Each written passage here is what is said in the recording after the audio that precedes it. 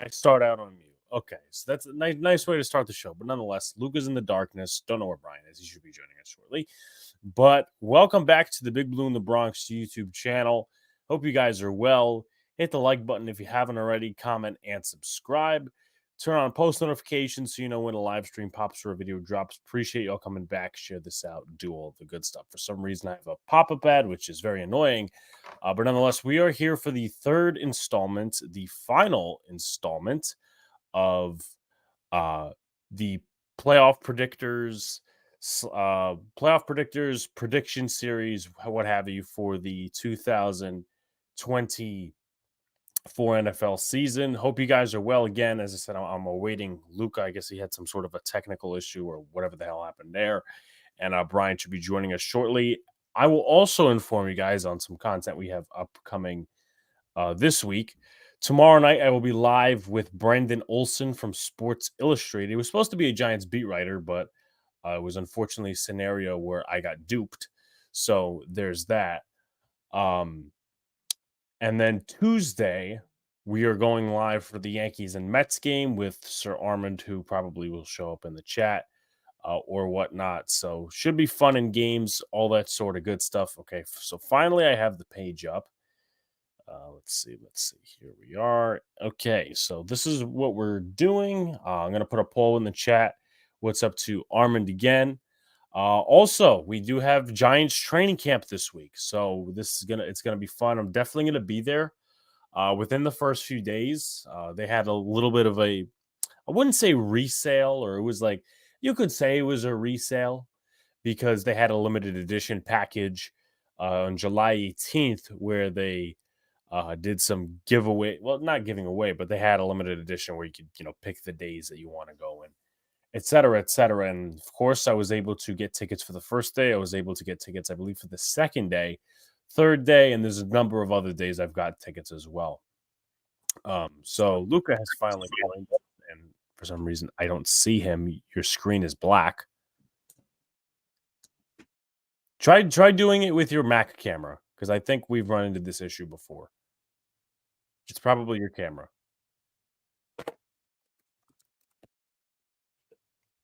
There we are. Okay. So is that your Mac camera or is that your regular camera? That's my regular camera because my computer died in like an instant second, so I scrambled for a charger.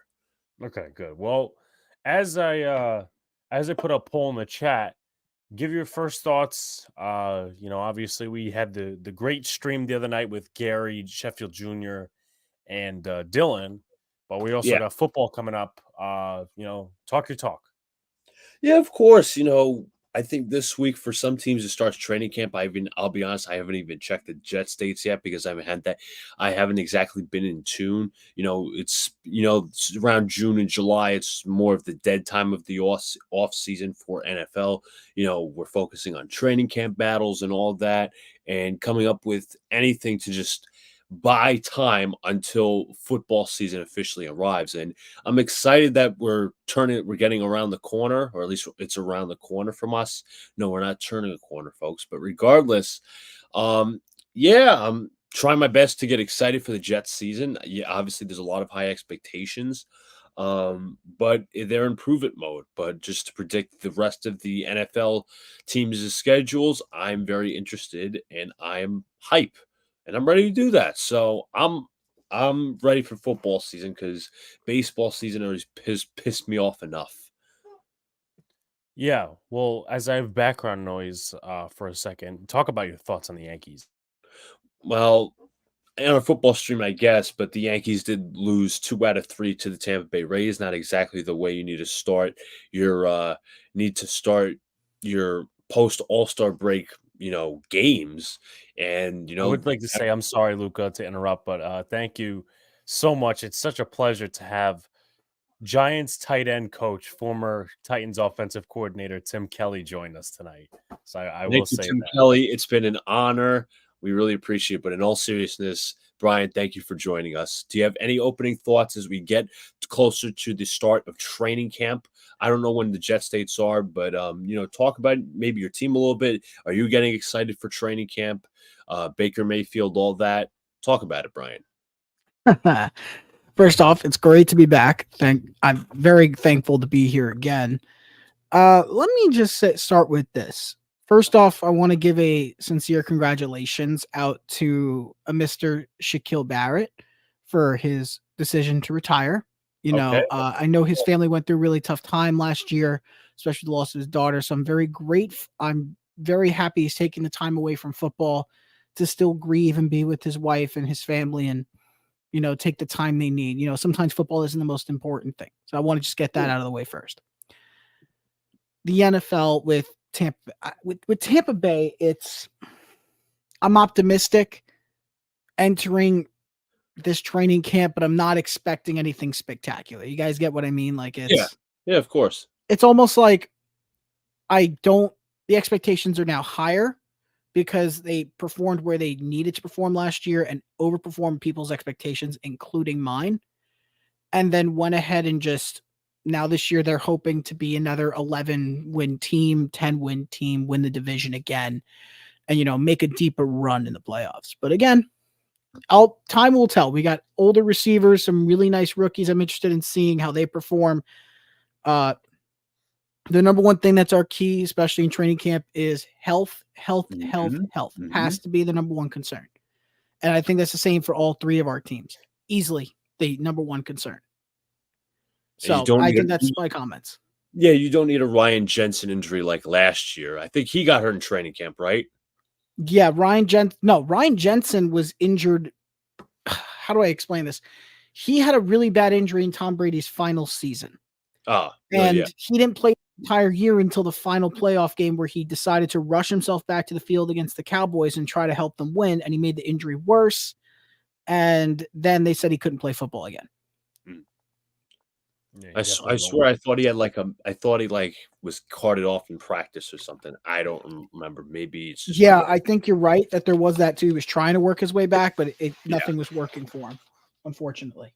So But what's up again to Armin, Timothy, Daniel Berry Sports, Jacob, who was in here earlier. As I said, Giants training camp begins this week. Tomorrow I'll be talking to a Giants writer from Sports Illustrated, and we'll talk about training camp and all that good stuff. And then Tuesday we'll be streaming the Yankees game against the New York Mets. And are you sure you want to do that? Are you sure? Listen, look. Are you sure? Trust me, Brian. The New York Yankees have gotten enough of I wouldn't say made me angry. I'm just hold on. I'll give you one picture to describe my thoughts on the New York Yankees. Are we ready for this? I want the picture. I cannot wait for this. Okay. All right. So this is my thoughts on the grand team that we call the New York Football Giants. Well, yeah, them too. They haven't really done wonders. So this is how I feel about the New York Yankees. Ready? 3, 2, 1. Disappointed, but not surprised. See, that's perfect. That's the proper way to go about it. I hate talking baseball. You guys know that for reasons I really shouldn't be, but I'm going to discuss it real quick. Okay. I'm going to put this in the briefest way I can. I am not out on the Yankees yet because, again, Baltimore's been just as bad.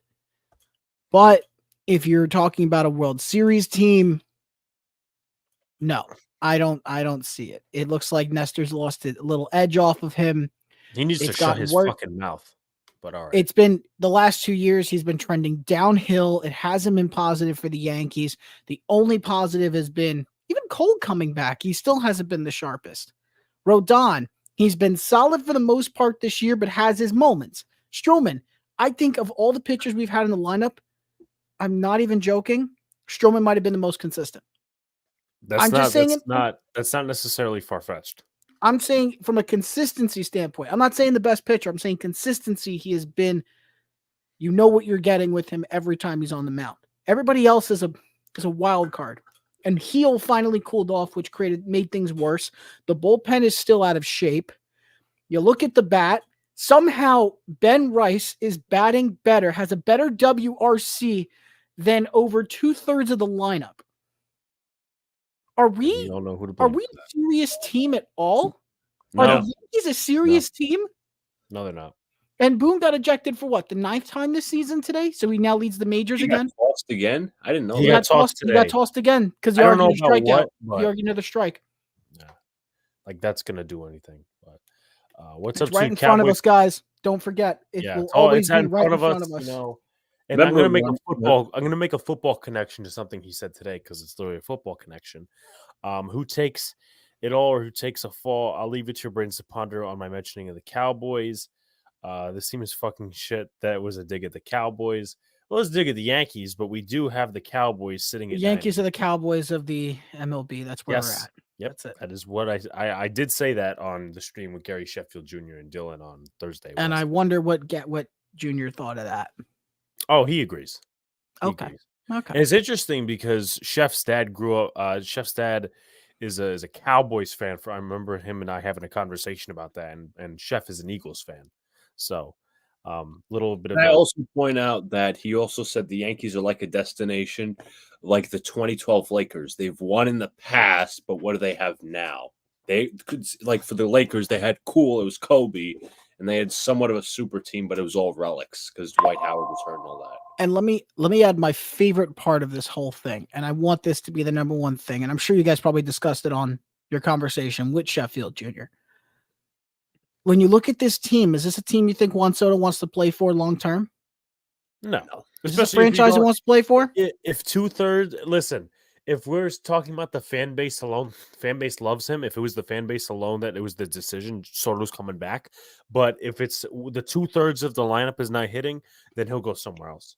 Correct. Or he'll And I think right demand now it was a little far. $600-700 million and say, okay, no, you got to pay me because I'm not going to sit here and carry this entire team with Aaron Judge for 162 games a season. That's just not happening. It was a little far-fetched before the idea of seeing Soto in a Met uniform, but as the games are going by, it's looking more and more like something that could happen next year. I know you guys have your thoughts on it, but yeah, I mean that team is so scrappy, and they're somehow in a wild card spot. I don't understand it.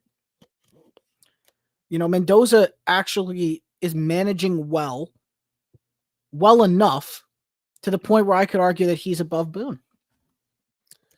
I wouldn't go that far, but there's definitely time for me to flip that script. As I said, the Cowboys, they're 9-8. Tuesday's matchup is Quintana versus Heel. But Aaron Boone did say this today, and this does relate to Luca's team because I made it about Luca's team. Oh, Aaron Boone commented basically saying, look, we're basically like a football team that's in 3rd and long, and we can't get out of 3rd and long. And I'm like, you guys are like the Jets from 2023, the worst 3rd down percentage in over 40 years. So, like, he's only backing himself up into a hole.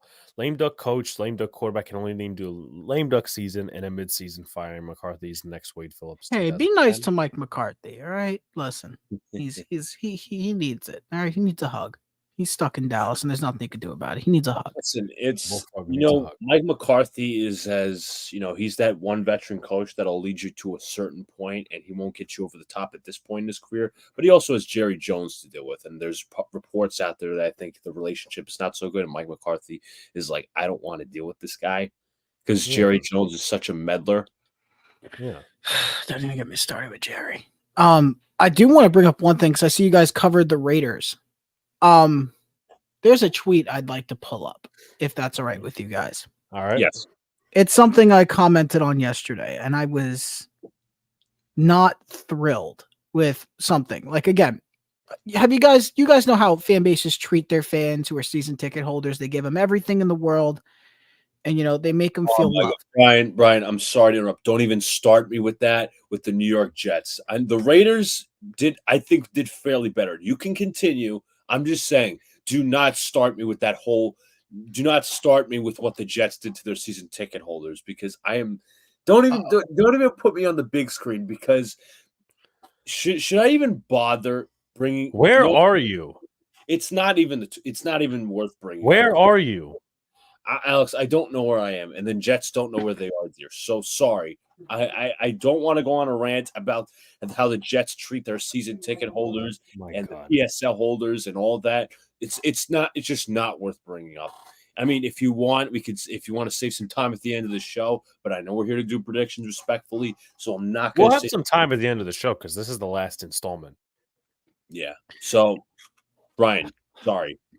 It's all right. I get it. Listen, we can talk about the Jets and dysfunction forever. I mean, I still have a video out. If you guys haven't seen the video, I have a rant from last year after they lost to the Browns about how bad Jets ownership was and how quickly they needed to fire Saleh, and they, of course, did not listen. So if you guys want to check that out, it's still on the Brian Mansell Show channel. Moron.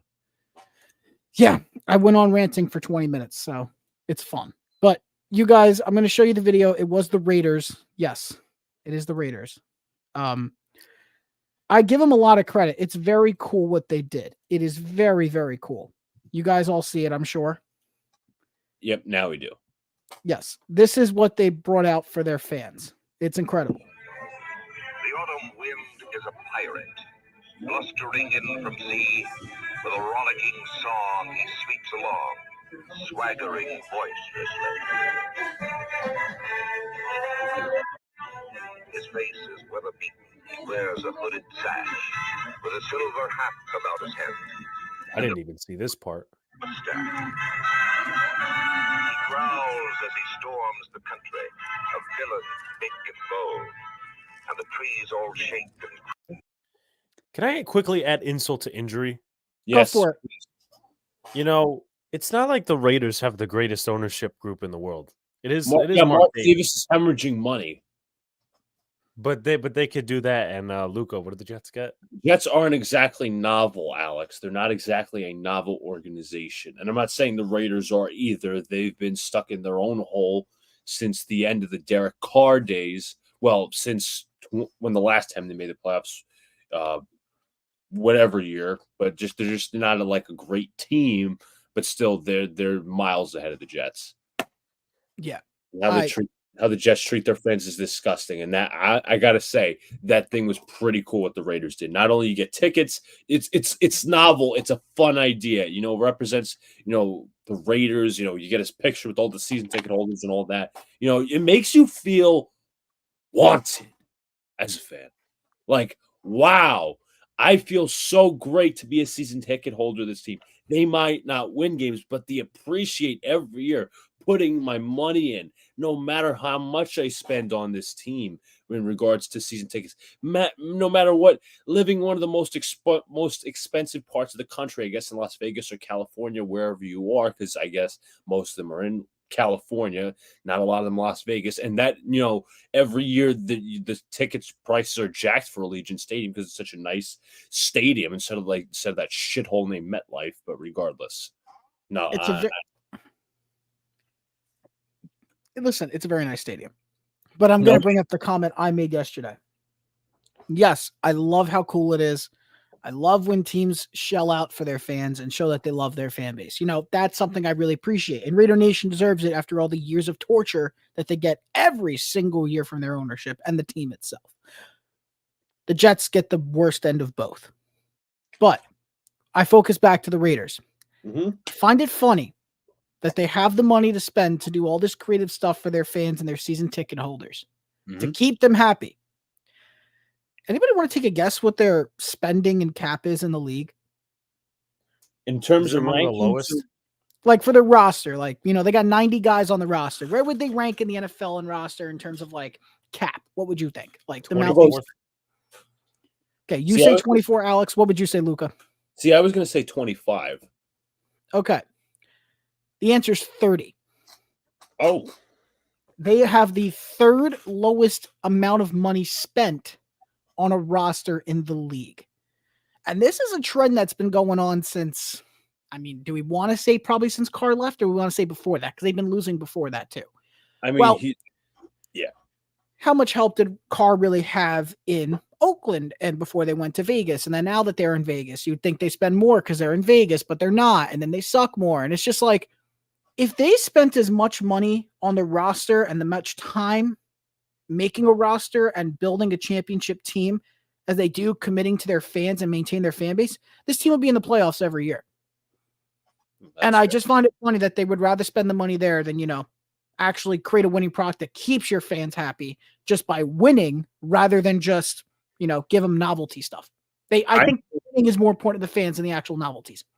I think it's twofold, Brian, if I'm being completely honest. Okay. I think some fans, in my opinion, are still pissed. I'm talking like not Vegas fans. I'm talking people in Oakland are still pissed about the move. They're still pissy, and I think, in my opinion, Mark Davis is trying to buy them back. It's a very nice gift, all in regard. And B, I think Mark Davis, as I said before, might be still hemorrhaging money from that move. So they're going to try to, get as much in ticket sales as possible, and then try to, put stock into their own team. Again, don't forget the child support too. Yeah. I think they'll be mediocre, but that's what their quarterback situation details and all that other stuff. But also as well, I was looking at it wasn't a poll, it was more of a discussion on Instagram. They're like, it's between Gardner Minshew and Aiden O'Connell, obviously, for the quarterback spot. And people and the question was, who do you want to win it? Most people said Aiden O'Connell, actually. Yep. I had a discussion with the Raiders fan at an event I was working, and he was saying the same thing. They do not believe in Gardner. They're like, there's a kid who got tested, thrown into the fire, never got his reps, and Aiden O'Connell properly, no proper training, anything going into the regular season. And he didn't do a bad job. The Raiders were a pretty good team when he was playing, even though he really didn't do much in the passing game. But if you look at the roster right now, the projected QB starter is Aiden O'Connell, not Gardner Minshew. So it's bullshit. Years could be looking at having O'Connell be the starter this year. And if that's the case, I got the Raiders at like 6-11. I don't see the kid improving. And also, he didn't have great stats last year. And not to mention, their running back room, last year, O'Connell manufactured his offense based on what Josh Jacobs was doing. And you mixed in Devontae Adams.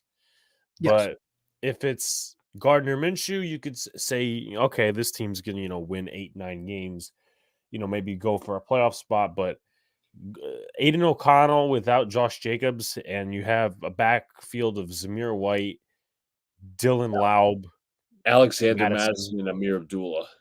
Yeah, that's not going to win you football games. Sorry. It's more of a running back by committee. I guess they're believing in White fully because Jacobs left. But they also they also drafted two of Brian's buddies. Should I call Brian's buddies? But he loved these draft picks, Carter Bradley and Dylan Laube, as we just mentioned Laube. But they also drafted Carter Bradley being the son of longtime head coach Gus Bradley, longtime coordinator. Yeah. And they also added Brock Bowers, just to mention, and Jackson Powers Johnson as well. Mm-hmm. A lot of great guys that we loved at the Senior Bowl. Yeah. Loved Powers Johnson. We loved Bowers. I love Laube personally, and he's been impressing a lot of people so far, especially when he was doing OTAs. He was doing a really great job. Impressed a lot of people. He could be a secret diamond in the rough for their roster come the regular season. But I guess we want to go into some schedule predictions. Yes. Absolutely. So here are the teams that remain unfinished. We got 2 games left for Cleveland. We got a few games left for Jacksonville and Indianapolis. We got some left for Buffalo, Green Bay, New Orleans, and the Rams. Now, if I'm doing mathematics correctly, the Saints have the least amount of games done out of any team we've done. Okay. Want to jump in, and also the Falcons. Jump in the Saints. Okay, we'll jump in with Dennis Allen and the Saints. Yeah, I feel like, in my opinion, this is going to be Dennis Allen's last year as a coach. I think they fired Pete Carmichael, and I think this is like a put up or shut up here, make the playoffs or get fired. Obviously, Michael Thomas is gone, so Chris Olave is officially the number 1 guy. But now he has Clint Kubiak, his offensive coordinator for Derek Carr. I like Kubiak, but I think he's. Go ahead. Now, keep in mind the receiving core is still lackluster with the departure of the stars they have. Outside of that, you've also got Rashid Shaheed, who is a great third option, but not somebody you want as your top 2 guys. And then also Cedric Wilson Jr., who they got thanks to the Cowboys, Dolphins, whatever he came from. I think he was from one of those 2 teams. And also, yeah, continue. No, I was saying like A.T. Perry is their second receiver outside of Shaheed and Chris Olave. I would also say you could include Equinemius as well. Yeah, he. I mean, as a Notre Dame fan, like I thought he maybe would be better in the NFL, but he's just goes from roster to roster at this point. So he was on the Bears at one point. Yeah, that nothing more has to be said. Absolutely. Good point by Armand. Okay. What did he say? This could be Carr's last year as New Orleans Saint. Well, I think based off contract that wouldn't be possible. But let me just check. Unless somebody's willing to trade for a veteran. But let me see if that's something. Let me mention as well. I'm sorry to interrupt, Brian. They did draft Spencer Rattler, though. Yes, they did. They don't have an out until 2026, so he's locked in for next year. Yeah, their contract situation. How is it always that they're over the cap constantly? Yeah, and he has a no trade way too much money. But what I want to add, I think it also has to do with Kamara. Kamara gets paid a lot too. Good but point. let me add that he already has void years on his contract. So something to explain back on Carr here. He also has a full no trade clause. So he can't go anywhere unless he approves it. He has to approve a trade. That's one.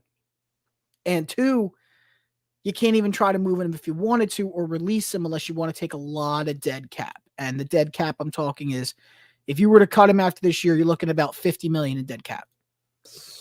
Not something you want to do. So they are really locked in this year and next year. They can't do anything about it. Yeah, all in.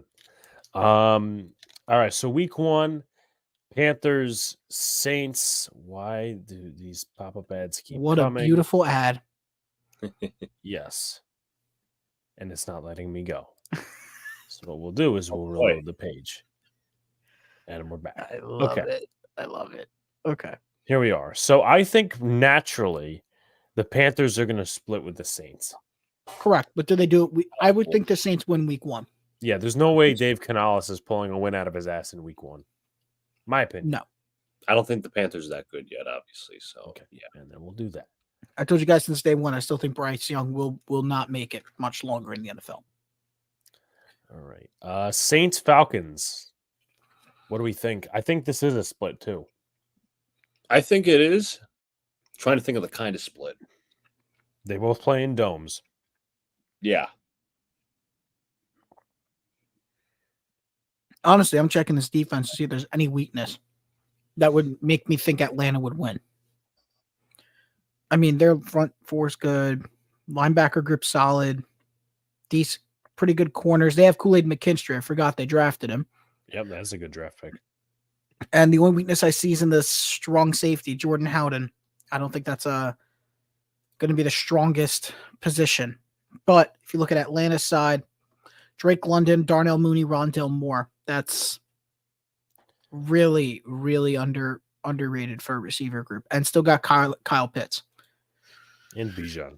I mean, Rondale Moore's more of your, I guess, Deebo Samuel type, more of your gadget guy, but he has a lot of speed. You have Darnell Mooney, you could stretch the field. Drake London is your 50-50 ball guy. You also have Kyle Pitts, who hopefully will be used properly this year. So I think they're good enough on offense against up to Kirk Cousins. Also, second year of Bijan hopefully is utilized well as well. One of the better offensive lines in football as well. Defensively, I know they lost Calais Campbell to, I think, the Dolphins, if I'm not mistaken. A.J. Terrell in the secondary, along with D. Alford and Clark Phillips. I'm not familiar with Phillips or Alford. Doesn't mean they're not good or whatever. They also have DeMarco Helms and Jesse Bates, who they signed last year. Linebackers, it's Lorenzo Carter, Troy Anderson, and Caden Ellis, and Arnold Ebiketie. I still don't know how to pronounce his last name. And then Braylon Trice. Yeah, Braylon Trice as well. And then it's Grady Jarrett, David Onyemata, and Zach Harrison in the middle. And they also drafted Brandon Dorlus and Rook Orhoro. Yeah, listen, there's no doubt this Atlanta defense is much better this year. That's why I'm saying it feels like it's a split. And if it is a split, I think Saints take week 4. I don't think they start out 1-3. I don't think they start 1-3. Now, Kansas City, though, that's an easy pick. Give me KC. Yeah, you know what we're going with there. Okay. Browns, Saints. Deshaun Watson versus Derek Carr. What's the Browns' record? The Browns' record is 10-4. Oh, this is gonna get fun. Give me the So it's Browns. gonna get fun. Give me the Browns. And they're coming off a bye, if I'm not mistaken, as you're seeing it, Mhm. Brian. The only downside is that they would be in New Orleans. That is it. But outside of that, I mean, I love this Cleveland team. I really do. I'm actually going to go for a Saints upset. I'm gonna concur with Luca. But Okay. Alex, you know what to put up. Objections are duly noted. Thanks. Appreciate it. I did not miss that. Bye week, then Rams at Saints. Okay. Rams Saints. That's a tough one. Let me look at the Rams roster. I'm going to double check this one. Yeah, they're kind of they're not rebuilding, but they're retooling is a good word. Mm-hmm. I am going to add this. What's not being talked about for the Rams that's being the biggest secret weapon is the backfield with Kyron Williams, because it's not just Williams anymore. They drafted Blake Corum. So Corum and Williams are working together in a duo with Stafford at quarterback. The only thing I have a question about is Nakua. He had a great year last year, but can he replicate it, or will he have a sophomore slump now that teams know what to expect with him? I think he's due for. He might have a sophomore slump, but I don't think it's going to be too big of a worry as long as Cooper is healthy. And then they've also got They also got two huge players they got from Florida State here. I believe both are rookies. Braden Fisk and Jared Verse. Yeah. They got both of them. They've also added Tre'Davious White. So you got Tre'Davious White with Darius Williams. I mean, this is a good team. Let's also add that the Rams have lost Ramczyk for the entire season and will employ Talise Fuaga as one of the starting tackles. Alex, wait, you said Rams. I know, because they're playing the Saints. You said If I said the Rams, I apologize. I meant the Saints. Actually, that leads to a fun matchup. Rookie on rookie action. It's Braden Fisk on Talise Fuaga. Which is something we had seen before. Fuaga, that is a very fair matchup. It's going to be Verse versus Fuaga, and I'm going to think Verse is going to win. Well, I'm thinking because it's left side and Rams. Well, yeah, you're right. He would be probably running down the gap. So it's still something he's got to worry about. If not him, it would be, Nick Saldiveri, which should be an easy win for him. And if it's not Saldiveri, it's former Giant Lemieux. If Lemieux starts inside, every Saints fan's going to commit suicide.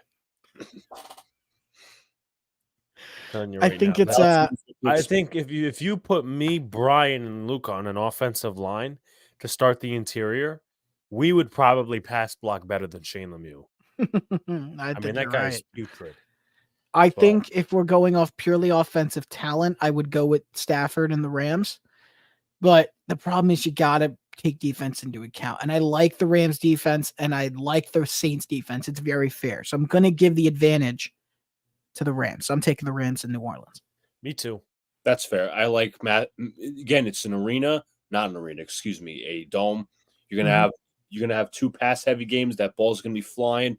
I like Matt Stafford better at his age than Derek Carr, if you want my honest opinion. Absolutely. Next up, I guess to close it out, we have the Packers and the Saints in Lambeau in December. Monday Night Football. Wait, what was the day on that? Was that a Christmas game? December 23rd. Okay, right before. I swear this isn't from a purely hate standpoint. I'm picking the Packers. That's fair. I picked the Packers too. Think about it. Late in the season, weather's a factor. Derek Carr's not really a cold weather quarterback. Yeah, and plus we're not taking into account how much they're going to commit to the ground game this year with Josh Jacobs. Yeah, of course. They're going to have a lot of flexibility with him and with A.J. Dillon and Marshawn Lloyd still on the roster. And if you look at the receiving group, the only guys you got to worry about is that they're all young. That's Watson, Dobbs, and Reed. They're all young, which means any one of them could have a down year. Tight end group is only going to get better. I'm just iffy about the right side of the line. That's it. Sean Ryan at the right guard spot. They don't have any depth in center behind Josh Myers. And then at the tackle spot, it's, Zach Tom. And behind He's him, it better gets than really weak. most advertised. He's actually pretty solid. He's done well Yeah. against some top tier guys. It's not that they don't have some decent guys behind him, though. The depth at the tackle position is stronger on the left than the right. Because on the left side, you've got Jordan Morgan, the rookie from Arizona.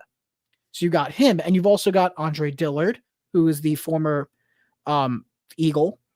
And then you also have Travis Glover, who's another rookie from Georgia State. I think he was a late round pick, if I'm correct. I think he was fifth, sixth round. 6th round, 202nd pick.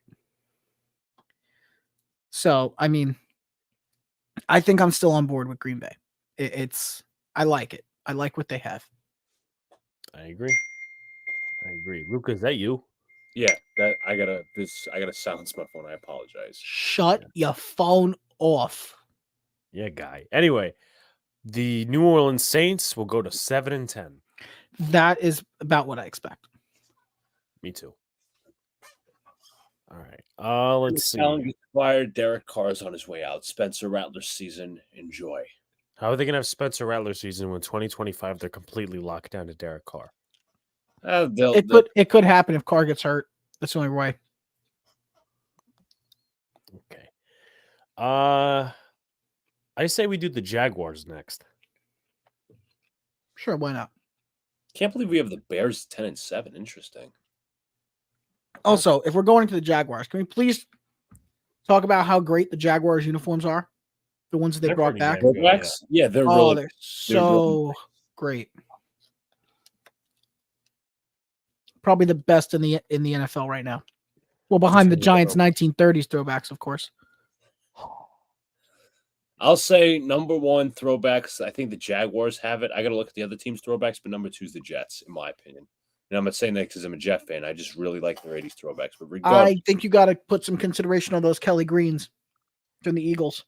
I don't like Kelly Green. I got to be honest with you. I understand the uniform and, the style's nice. I don't like Kelly Green. That's like a kind of green, my opinion. Yes, what about the creamsicle that's stalking over my corner right now over here?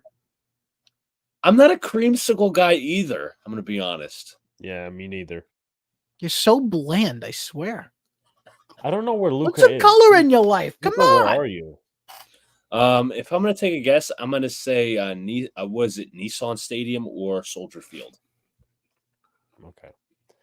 All right. Cleveland and Jacksonville. Week 2. Well, Jacksonville opens with the loss to Miami, so knowing Doug Peterson, they're going to win some weird games, some really weird ones. Like none of their record will not make sense, and the games they win will not make sense. That's what I feel like the Jaguars are as a team this year. With all that in consideration, give me the Browns. Give me the Jaguars. I'm going to say. Actually, no, I'd say the Jaguars. So Okay. your whatever objection, if there is one, is duly noted. Luca? I'm going to go Browns, actually. No, hold on. I'm thinking. See, listen. I'm thinking. I think it's warmer weather. I think the Browns play better in the colder weather. I'm not saying that they're going to be like, oh, this bad team. But you know what? It's interesting because I don't. I'm give it to Jacksonville. I'm sorry. Give it to Jacksonville. Okay. Sweet. Now, Jacksonville Monday Night Football going to Buffalo. Give me the Jaguars. The Bills are on short rest, I believe. Nope. They're all coming off a mini bye, actually. Oh, then yeah, I'm still sticking with Jaguars. Like I said, they win some weird ones. They lose some weird ones. That's how they Buffalo. are as a team. I'm going Buffalo. All right, Brian, your objections are duly noted. That's fine. Just remember, Buffalo's not as strong as they look. No, I know. I'm well aware of that. Because Luca's a hater. Anyway. I'm not a hater. All right. Colts and Jags. How do they split this? If they do. I say they split. I think they split. I think they split too. Home split. Yeah. I think I'm going to stick with you on that. I'm going to say that too. Home split. Right? Because it actually makes sense. Because if you look at it and you look at the trend, Jaguars get 3 in a row, and you're like, oh, look at that. They're starting to get things together. Maybe look like a front runner.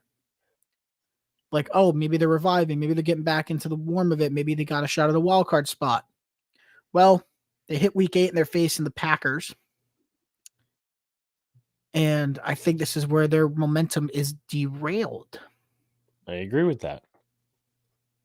Luca? Yeah, let's throw a monkey wrench into the Jaguars' hopes. And then it's Eagles, and it just gets really shaky from there. Like they drop 2 of their first 3, then go on a 3-game win streak. They're 4-2. Then that loss slips them up. Lose 2 in a row, get a win over the Vikings, and it just gets really shaky going into the bye, and then coming out of the bye. Season sweep again, losing to the Titans really hurts them. Yeah, the Jaguars give me vibes, as you were saying, Brian, like a team that might start a little fast or, start picking up by midseason, but after the bye, they start just to fall a little bit. And Yeah. let me ask this. Do you think this is like a possible hot seat situation for Doug Peterson? It's definitely going to be on the table because knowing Shad Khan, he could be a little impatient.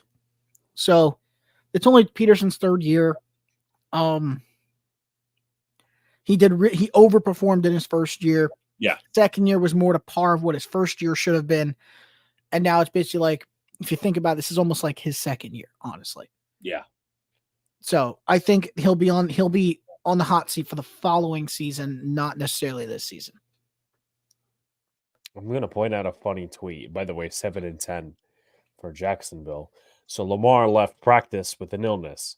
Someone comments, Lamar's fatal flaw is that he has the immune system of a Victorian child. Victorian child? What's up to Coach Ed in the building? What's up, Coach Ed? Hope all is well. If you guys haven't already, go up and sub up to Coach Ed. He covers a lot of shit. He covers the WNBA. He covers Rutgers. He covers the NFL. He covers a little bit of basketball too. All good stuff. So Jaguars sit at 7-10. Let's see what else we got. So I'm trying to look at the teams that we've done the least amount of games are.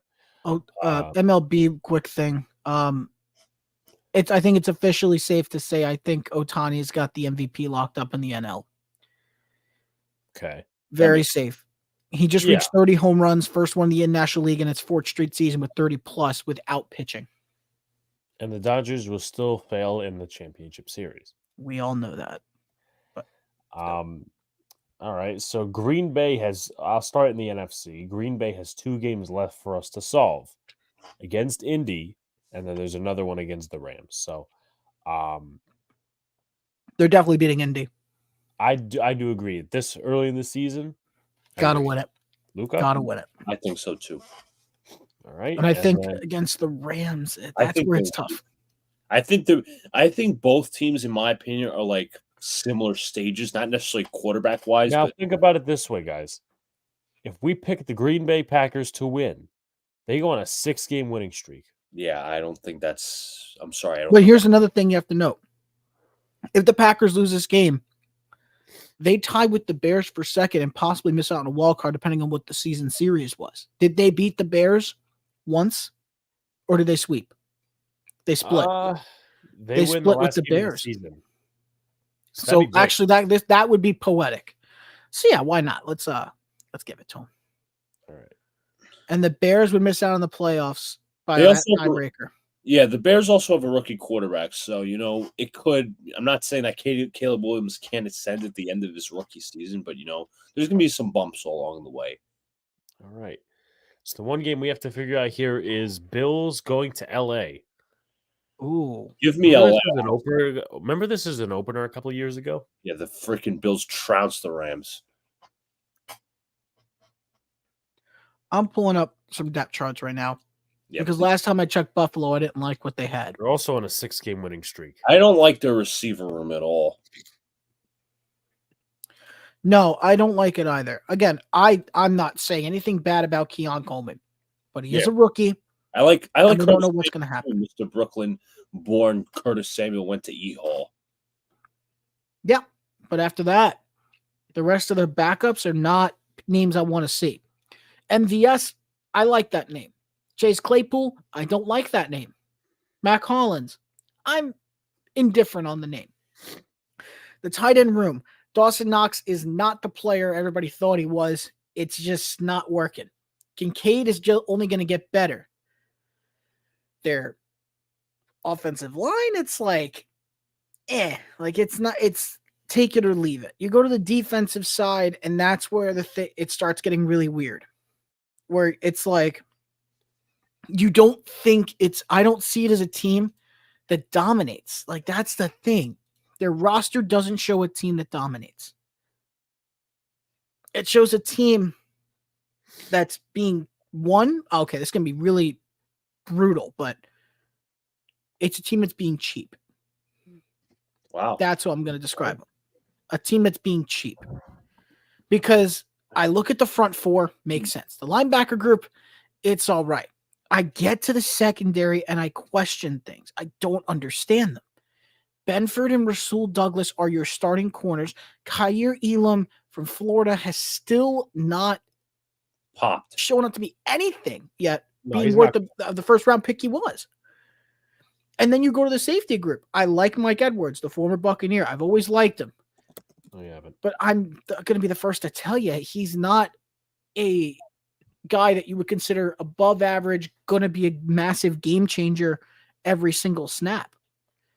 I like his backup, though. Cole Bishop, great safety. The rookie. Yeah, out of Utah.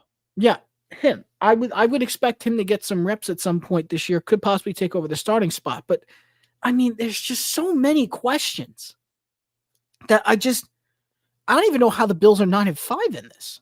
But I will take the Rams. This is always subject to change.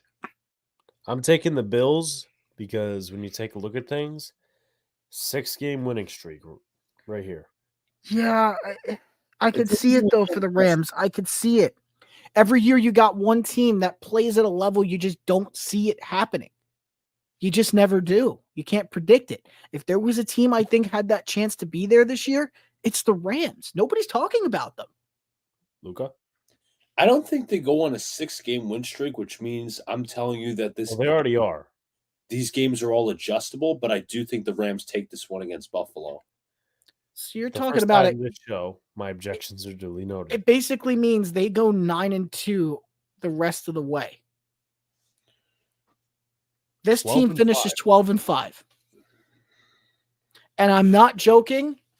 I can totally see it. Because like I said, always a year where a team plays to a level, you just can't predict it. Who was that team last year? Anybody want to guess that team? I mean, the Packers were kind of surprising, but they were an elite. It was Detroit. That's right. I mean, because look at how high Detroit was. They were the second seed in the NFC. That's just unheard of. Second seed, right? But a lot of I get where you're going, Brian. But also, a lot of people saw their ascension coming. I'm not saying that they were overrated or anything like that. I'm saying that based off the way they ended their previous season, 2022, we're talking when they were barely eliminated by the Seahawks. That a lot of people said, you know what, this team is a bright future. They're on track to make the playoffs next season. Yeah, but being one possession away from going to the Super Bowl as the Detroit Lions, are you kidding me? Like that nobody could have told you that was going to happen. No way.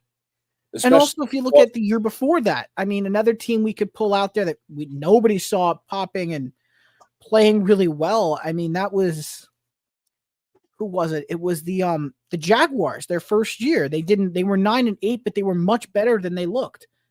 Or can I even include the Chargers at 10-7? That was, there's always a team that plays at a level you just don't see coming. And even in 2021, Mac Jones Patriots, guys, 10-7. The Mac Jones Patriots were 10-7 in 2021. You just can't predict it. It just happens. So I think the Rams could be that team this year. Show a little flashiness, get back to that spot. But overall, I mean, doesn't mean they're going to be a Super Bowl team. Doesn't mean they're going to win the Super Bowl. It just means they're going to be a very good team. You know what I mean? Yeah. Yeah, absolutely. Yeah. All right. For the Falcons, Chiefs, Falcons. I think we know where to go in this one. Yeah, you're right. Man, you are absolutely right. Kirk Cousins is going to go nuts. You know what? I'm going to take Brian's side on this one. Sometimes the Chiefs Wait, don't what? start out Wait, well. wait, what? I feel I'm I dead was serious. joking. Give me the Chiefs. What? Brian was being sarcastic. Well, You I bastard. think What the hell? yeah, you finessed me into a pick. Yeah, there you go. I don't think. And Luca, well, what's your pick? Just thinking about it now. I think Kansas City takes the cake. Thank you. all right. For the second time, my objections are duly noted. It's crazy. They're going to win their season opener and lose 4 in a row. Maybe they come back strong. Well, yeah, when they ultimately beat the Panthers, because it's not happening. Panthers Or are they could also Disagree. I think they split. Well, no, they will split, but I'm saying that game they will not win. Atlanta needs that game. Yeah. I was going to say, like, Atlanta, I think, will either be a team that starts slow or they become a fool's gold team in the middle of the season where they become very slightly overrated and then they start to decline. 10-7. Actually, is there a game we can adjust here? We could reconsider? All right. What game is that? I think we should reconsider the Bronco game. Really? I don't know what. Actually, wait. No, I'm going to look it over. You know what? This will probably be highly debated. What's the Chargers record? The Chargers are 8-9. I could see the Chargers sneaking out a win right there. Either them or Washington, one of the two. I'd say Dallas be one of them. You think so? Dallas be 10-7? Yeah, honestly. That Actually, again, I'm going to vote for Washington. I'm thinking Washington only because that tie with the Giants, I don't see it happening. And I think Jaden Daniels is going to play well enough that he's going to be better, end up having a better record than the Giants would with Daniel Jones. yeah, you know what? Give that Washington game to Washington. I think that's realistic. And then if you wanted to, I mean, I was going to say Daniels goes on a surge at least late season. And I'll give you this. You can maintain this by giving them the Falcons the sweep on on Carolina. I'm going to stick to a split. You're going to stick to the split? Okay. Yep. Because I just find it weird that they would last 4 games of season, they lose 3 of the 4. All right. Because I'm thinking about it, and it's not really teams that you're like, oh, like, You're just like, iffy. Right. Carolina, though, they're just going to suck. Like, really bad. Chiefs, Panthers. Chiefs. The Panthers will go 3-13-1. Start from That the bottom. seems about right. Bills have 2 games left that we have to fill in. Bills at Colts. Give me the Colts. I like to for surprise. I'd say they lose both games. Wouldn't shock me. I'll do it. I agree with that, actually. And then they go into the bye week. Thank you for the Bills will finish 9-8. Jets win the division at 10-7. But I would like to reconsider some Dolphin stuff if you don't mind. Thank you for giving the Jets. No, I won't say it now. I won't say it. What's the word I'm looking for? Thank you for giving the Jets the division. I was about. Who said I was doing that? Can you please reconsider the Dolphins for a second? I'd like to look at some games. Oh. Okay. But I still think the Jets win the division. Just my opinion. That's not okay. Bad. That's fine. Opinion. I also think you're not giving enough credit to how Miami was able to handle all the departures. So, I still look at their offensive line and I have questions. Let me double check their offensive line. And I look at the Jets management and coaches and I have questions. Dude, I am right there with you. But again, and you still see them winning the division. Do you see what I'm talking about? Like, I can trust the Miami leadership. I can't trust the Jets. I understand where you're going. Here's where I'm going, Brian. I think the Jets as a team, talent-wise, they will win the division. And I think they have the best talent in the AFC East. I don't think they have the best coaching. I can acknowledge that. I think their coaching will hurt them in the playoffs. They will I don't think they go where we want them to go as us fans. I think they either lose in the wild card or they lose in the divisional round. Or 10-7. That's where I think that will hurt them. Or 10-7. They lose the last game of the season. And then basically Bills 2015. But Luca, please tell us before we reconsider some Dolphin games, what does Aaron Rodgers have to do this year? Aaron Rodgers, like Aaron Judge, has to overcome the 3 levels of incompetence. Number 1, Robert Saleh and the coaching staff, like Nathaniel Hackett. Trust me, folks, the NFL is a coaching league, so consider that. Number 2, the general manager, Joe Douglas. Everybody's going to say he put together a great roster. I think this is the best roster. Not the best roster, but overall, but this is a really talented roster. And, obviously depth what certain positions could hurt them or whatever. I think he's put together a great roster. Now, a really good roster, should I say. But number 3 is Woody Johnson. All right, And Brian, he what has, teams? now I say Woody Johnson and that fact because he has to erase the stink that he has put on this team. I'm still bitter as fuck about last season. You got to change my mind on that. And the As Super of Bowl. hold on. As of right now, the Jets are still 7-10. And hearing about winning meaningless games. Remember, their clown head coach said they're technically 1-0 in 2024. No, they're not. They're still 7-10. They have to prove me wrong this season. I mean it. You mean it? Yeah, I do mean it. Okay. Yeah, he also said absolutely right. He absolutely has to stay healthy. Absolutely. You don't want Tyrod Taylor playing because Tyrod, as much as I like Tyrod Taylor as a backup, he can get hurt. And then you could Which shift. games? Oh, go on. I'm sorry. Which games should we reconsider? Let's move to the top, shall we? Okay. Let me make sure I got my Miami roster ready. That's why I needed Luca to rant so I could prepare to break his heart. Okay. So they start with a 2-game win. I could definitely see them losing to Seattle and Tennessee in a weird one. I'm going to say this outright. They're beating the Patriots in week 5. They are beating the Patriots in week 5. Disagree with that. They're 3. Okay. Actually, is it because they're 3-14? Wait. Time out. You know what? I will say that in swap for a week 12 loss. Okay. I can give you that. Yeah, I'm on board with that. Now, I'm going to continue here. I think we're giving Buffalo too much credit. Actually, no. Let's not do Buffalo. Swap out the Rams. Let's take the Rams out. Remember who said the Rams are 12-5. You give them the loss there, they're 11-6. Yeah, there's not that much big of a drop off. Yeah. But my question is are the Dolphins? They do have extra rest to be fair, but as well, are the Dolphins the team to beat the Rams out of that whole scenario? They're in a dome, which helps. Yeah, that's why I'm saying I'm pretty sure Dolphins got this under control. So now they're tied with the Jets. Let's Jets see. will win the division because I'm pretty sure I think it goes by division. Yeah, end the season with the win. Listen, Alex, we could both override this and make his heart hurt, but we're not going to do that. No. What I am going to do though is I'm going to make it hurt in a different way. Uh-oh.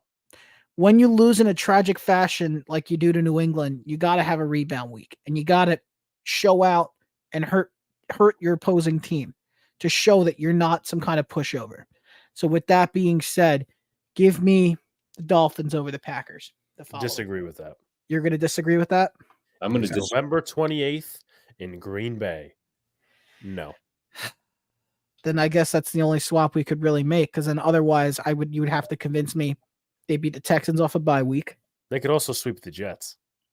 No, I agree with the split. I don't think the Jets are gonna sweep the Dolphins, but I think it's a split. I agree. I was joking. Okay. I don't know why a part of me also sees them sweeping Buffalo. I don't know why. Something in me says they sweep Buffalo. I will say this though. What if? Ready for this one? You guys are gonna laugh. Okay, I'll listen. What if the Jets win in Miami and the Dolphins win in New York? Blunder costs them week 18 in the division. Alex, I like that one. You want to see me angry and throw the shit through the TV? I like that one though. I think it makes sense. It's a Jet moment. It is. It's a Jet moment, to be fair, but let's keep track of this, folks. The Jets haven't won in Miami since 2014. I shit you not. Yeah, but the Jets also have not made the playoffs since. Listen, these moments, records like that are made to be actually broken. Luca. Remember what happened? Didn't you beat Bill Belichick finally, at one point after so many years of Yeah, the losing to stink. him, and you got the stink off temporarily. You stench. sound like Robert Sala. I'm going to ask you to please stop. But yes, I understand where you're going, Brian. I understand where you're going. But When was the is last it time the not Jets won to the division, Luca? 2002? Okay, so let's say this.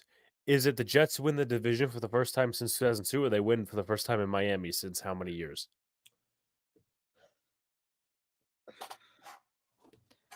I'm sticking with my switch I'll up. be honest. If they win in Miami, I think they're sweeping Miami. In my opinion, I don't think they will win in Miami, though. So I think it's going to be an hour split because I don't think the Dolphins are that bad. I think they're probably the second best team, or at least, again, second or third. They're going to contend for the wild card. So, in my opinion, I think the Jets, I still think they're going to take base. I think they're going to take the division. That's my opinion. Okay, so here's what I'm thinking, Alex. If we do this, ready? We Mhm. do the jet swap, and what'll happen is you'll have a 4-game losing streak for Miami. Do you really think they'll choke 4 games in a row and give the Jets the opportunity to take the division home? Do you really think that that's something the Dolphins would do? And if you say no, then I'm going to ask again to move the Packers pick or the Houston pick. So repeat what you just said. I apologize. You said If something we about a pick 4-game. the Jets to win in week 13, it's going to be a 4-game losing streak for Miami going into the final 3 games of the year. I will don't know that think they that's have. something that could. I don't think that's something that would happen. And if we both agree that that's not something that would happen, we'd have to change one of those 3 games. Let's do the swap for ideal reasons. Okay. Nope, Miami's still a wild card. How? It's because Division. Jets it's are 4-2 in the division. record. It's divisional record. Okay, So so Jets you would need Miami to that's take a right. game. Wait, hold on. That's right. I'm pretty sure you idiots decided, yeah, it's a good idea. The Patriots are gonna get swept by the Jets. I think it will happen. I agree with. I do have to agree with him on that. So no, I'm not switching then. Okay, so then that means they'll have to be 10-7. They'll make the playoffs, but they will not be the division winners. The Jets will win the division somehow. Okay. All right, And we'll then stick with that. It'll be a last day thing, just like 2002, all over again. The Chiefs against the Browns. Chiefs against the Browns. See, I love that matchup, but I don't. think the Browns could put up a really good fight because their defense is fucking hard. In terms of when I say hard, I mean like they're fucking scary. Keep in mind where the AFC North is right now. Give me the Browns. They have a 3-way fucking tie. Almost. That would make sense. It's always competitive every year. But with KC, I have to look through the receiving group and everything.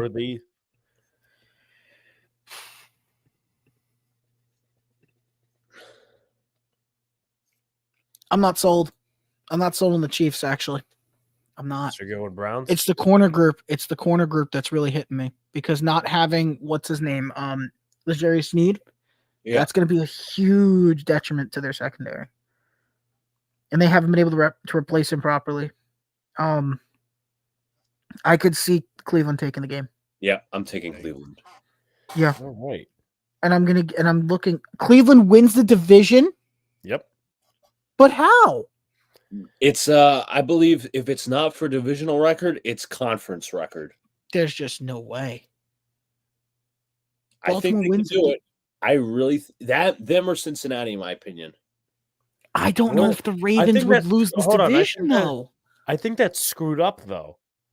How? Because how would conference record come before the Ravens? Because their division record's tied. They have a head-to-head tie.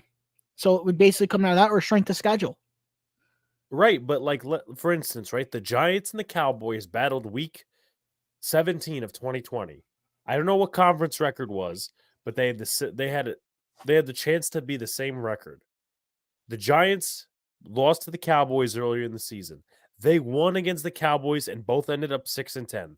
The Giants were a higher seed than the Cowboys. It's got to be due to like Alex. It's got to be due to like conference record because when you win one for one, it's either conference or divisional record. Conference record's the same. It's time I make a decision that's going to change this whole thing. And I want to reconsider one game to fix this. Okay. Ravens week 1 beat the Chiefs. I like the irony. I like the upset. I'm not going to lie to you. They opened the season with the win over the Chiefs, just like the Chiefs lost last year in the opener to the Lions. Yeah, they go through a little. They surprise everybody. Are we and sure we don't want the Browns losing to the Eagles here? Are they really going to win 7 in a row? Honestly, oh, that's a good point. Yeah, let's make that switch. That makes more sense. Or Alex, do you want to do an away split with the Ravens and have the Browns drop that home game? I know dog pound and all that shit. I think we leave it where it is. Okay. now with the Browns. Honestly, I might not disagree, but we have to check the Ravens side as well, because are they really going to lose the last 3 games of the season? No. Let's see what happens. And I'm going to go back to the Ravens on this one. So here, and then where's Balti? The Ravens fall to 3rd. They would have fallen to 3rd by you making that switch.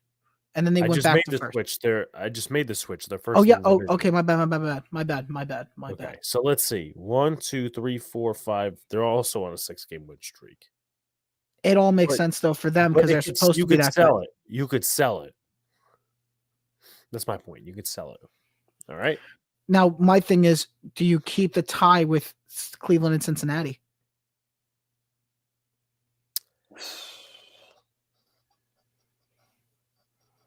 I think you do because it makes sense. Yeah. That division always has like 3 teams. It always has 3 teams. Yeah.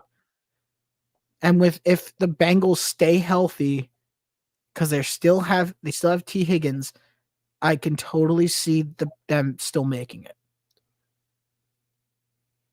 I'm down with it. You're down with leaving it? Yep. Okay.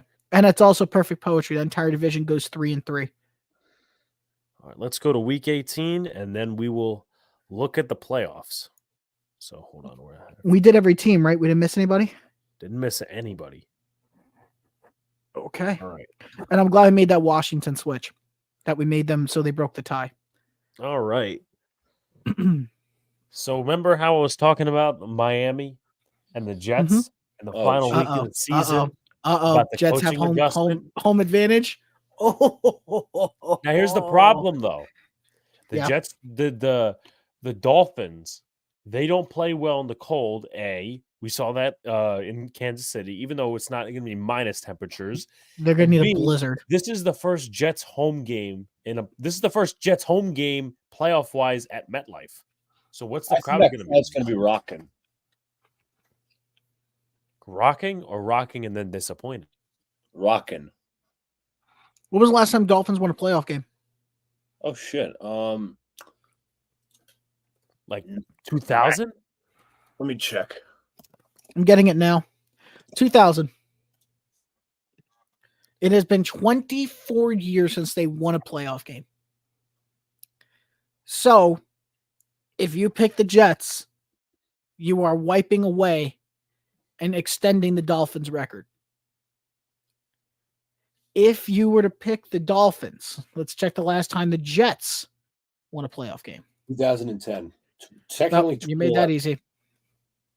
So they basically make it back just to lose in the first game again. I would throw a shit fit if that was the case. That's the thing, and I don't know because. And listen, I'll tell you the truth. You have the home atmosphere that the Jets fans would create, in my opinion, but you also consider coaching. I brought that up. I have to be fair. The coaching aspect really comes into play in the playoffs. Can I be real with you? And this is going to hurt you. I'm going to say it. Coaching in the playoffs is a different animal. We have never seen Saleh coach in the playoffs, and as a coach in general, we don't like the way he coaches. No, I agree with you. But McDaniel, we love him in the regular season. He's still yet to win a playoff game, but he has come close a few times already. He's got a great record in the regular season and getting his team there. He needs to get over the hump of winning the game. And that's just like when McDermott first took over for Buffalo. He needed to keep winning and getting in and getting repetitions to start winning games and get better and better. That's got to happen for McDaniel at some point. No, I agree. I think McDaniel's a great coach. But to And tell I you think the this, truth, and I know Alex is going to piggyback me if I pick the Dolphins. Let's just get that out of the way. to tell you the truth, I completely agree with the coaching aspect. But Tua, again, this is non-biased. This is my fully objective opinion. Tua does not play well in the cold. Put aside the home atmosphere. Tua does not play well in the cold. And that Jet defense will be, I think they're one of the best in the league, obviously, but I think they're gonna walk over my. Now, I'm not gonna say they're gonna walk over Miami because Miami still has talent on the offensive side of the ball. But for the Jets, if they lose this game, it's going to be one of those heartbreaking moments in franchise history where they lose on a game-winning field goal by the Dolphins. But for the Jets, I think they personally win this game. It has nothing to do with bias. It's just my personal opinion. I'm gonna let Alex. You can disagree. I'm not gonna disagree because what ends up happening is I know. Oh, actually, let Alex speak. He called the timeout. So, is that your second or first time out? This is my first time out of the half. So here's the thing, right? I do agree with a lot of the points being made. Oh God, the second point I'm going to bring up is this.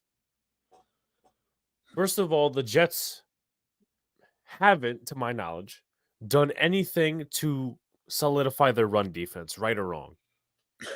It was mid last year. It was not good last year. Lecky Fotu is supposed to be that guy. He's pretty good on the run defense side. That's exactly what he is then. Ulbrich, obviously the Jets defense is known as one of the best, but I believe in contrast to the Kansas City Chiefs, that's not a wildly talented defense, but Steve Spags did wonders with that defense last year to where they couldn't run on them, they couldn't pass on them. If Tua is having trouble, I could definitely see them committing to the run game, draining the Jets out, and them attacking the Jets on defense. That's where I can see a Miami win. I still have not decided, but that's where I could see a Miami win. Could I also add that the Jets upgraded with run defense? Yes, Fotu, I don't know much about him. I can't really speak on him. But I also say as well that the Jets upgraded with Hassan Riddick, who is better against the run than Bryce Huff is.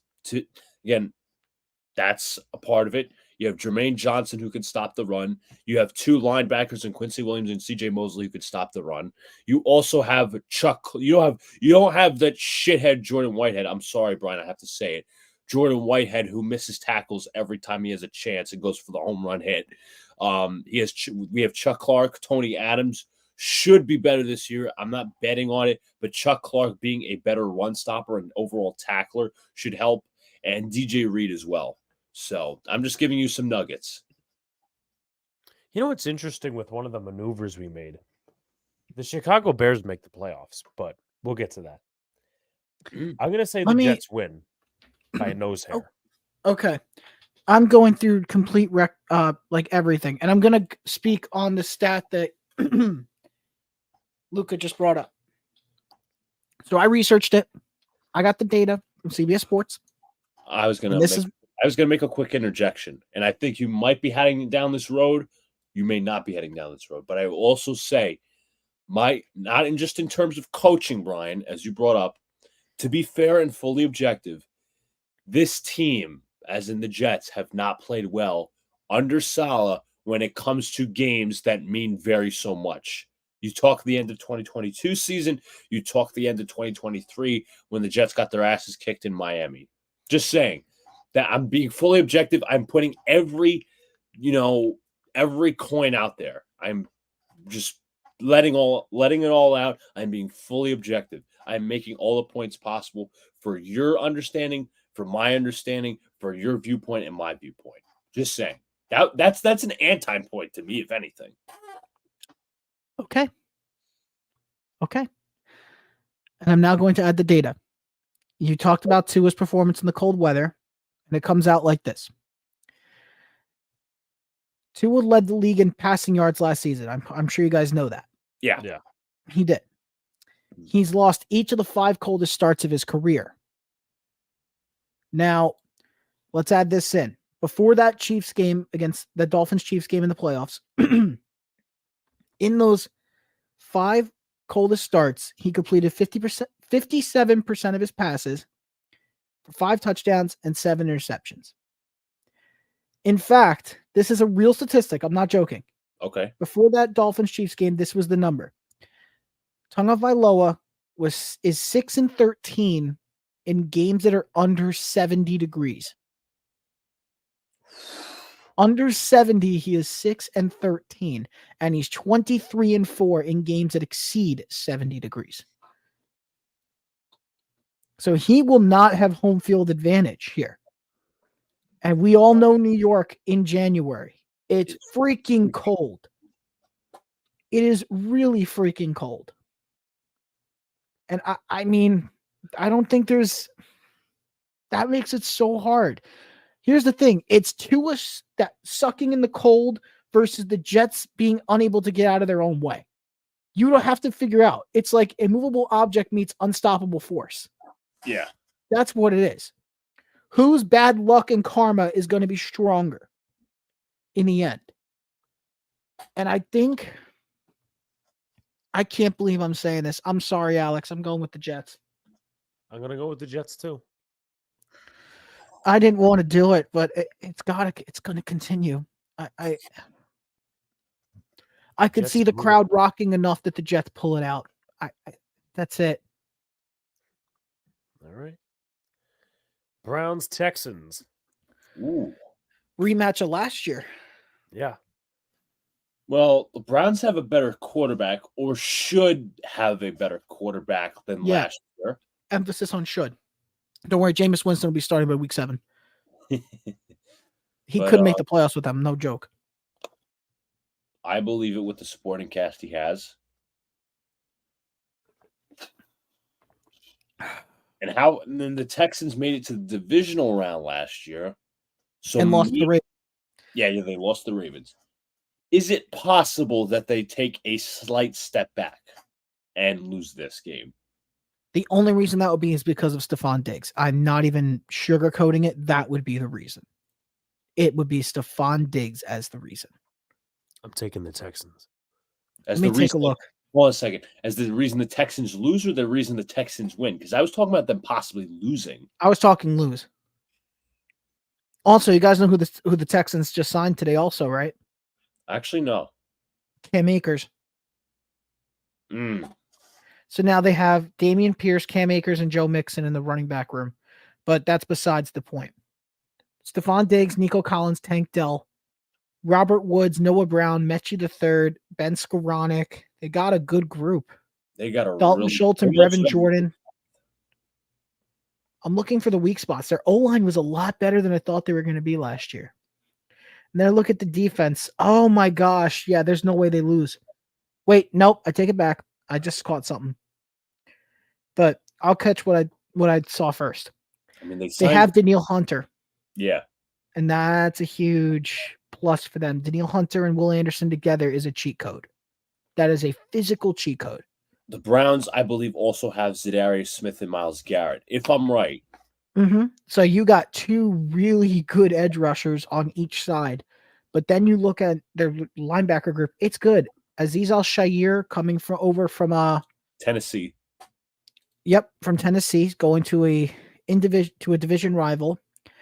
You've also got, the problem is the issue sets in the corner room. Derek Stingley Jr. is phenomenal. There's no doubt. Really same good. With Jimmy Ward, same with Jalen Petre in the safety group. And they got Kalen Bullock and Lonnie Johnson Jr. Those are great players. I don't know about Lonnie Johnson Jr., but Bullock was also very good. But you get to the other side of the corner, and that's where you start seeing the weak spots. It's Jeff Okudah and Kamari Lassiter. Now, we all know Kamari is new. He's a rookie, second-round guy out of Georgia. He's a great talent, but there's no knowing what you're going to get with him. And he's supposed to be the backup to Okudah, who never got his footing right in the NFL. Not even with the Falcons.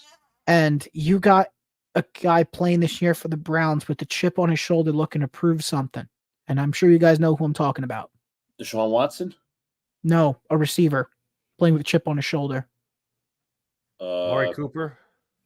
Jerry Jeudy. That was my second. Oh, yeah. Jerry Jeudy. Jerry Jeudy is the number 2 option. He is going to have a chip on his shoulder to prove that all the media people and to prove the former players wrong that he deserves a big contract. He's just as good as these other guys. That's why I'm taking Cleveland. I also like their depth behind the top 3 receivers and talking the Browns. They have Jamari Thrasher, they drafted Cedric Tillman and David Bell as well. And don't even forget about their tight end. Their backup to Njoku is Jordan Akins. Not bad for a tight end, too. Yeah. Not bad at all. And their running back, besides Chubb, their running back room is really strong. They have Ford, they have Deontay Foreman as a solid 3. And they got Nyheim Hines. Yep. I think I'm going to take the Browns slightly. But also, let's also add this in too. We didn't even talk about their secondary. Denzel Ward, Grant Delpit. They added Juan Thornhill, and they got Martin Emerson. That's a freaking good secondary, man. And they added Jordan Hicks in the middle linebacker spot. So you really know that they're not playing games. So I don't know how the Browns... I could see the Browns winning this. I take the Browns. That's an upset game right there. Bengals, Ravens. Ravens. Bengals. And the reason why I'm saying, I'll elaborate. The reason why I'm saying Ravens running back situation, I think the running back room is so much stronger and deeper than it was last year. And there's a lot more power packed behind it. It takes some edge off of Lamar Jackson, better receiving talent, weapons there. And the only question mark is really the defense. That's it. It's just defense. Can they replicate what they did last year? And I think they can. They got enough of the same guys left over that they can make it work. I like Cincinnati's defense. Sheldon Rankins, BJ Hill in the middle, Trey Hendrickson. Didn't he request to be traded? Hendrickson and Higgins both requested a trade, but the Bengals have been saying they won't do it. They won't give in. But who knows? That could change at the trade deadline. I know it's a passing league. I also don't like the Bengals run game. My personal opinion. So I'm going with the Ravens. All right. Yeah. So my objection is duly noted. As it should be. To the NFC side, Rams in Philadelphia. Matthew Give me weather. The Whams. Stafford and Hurts facing off in Lincoln. In the like link. The Rams in this one. I really like them too. But do you think Philly really loses game. In the first round 2 years in a row? Yes.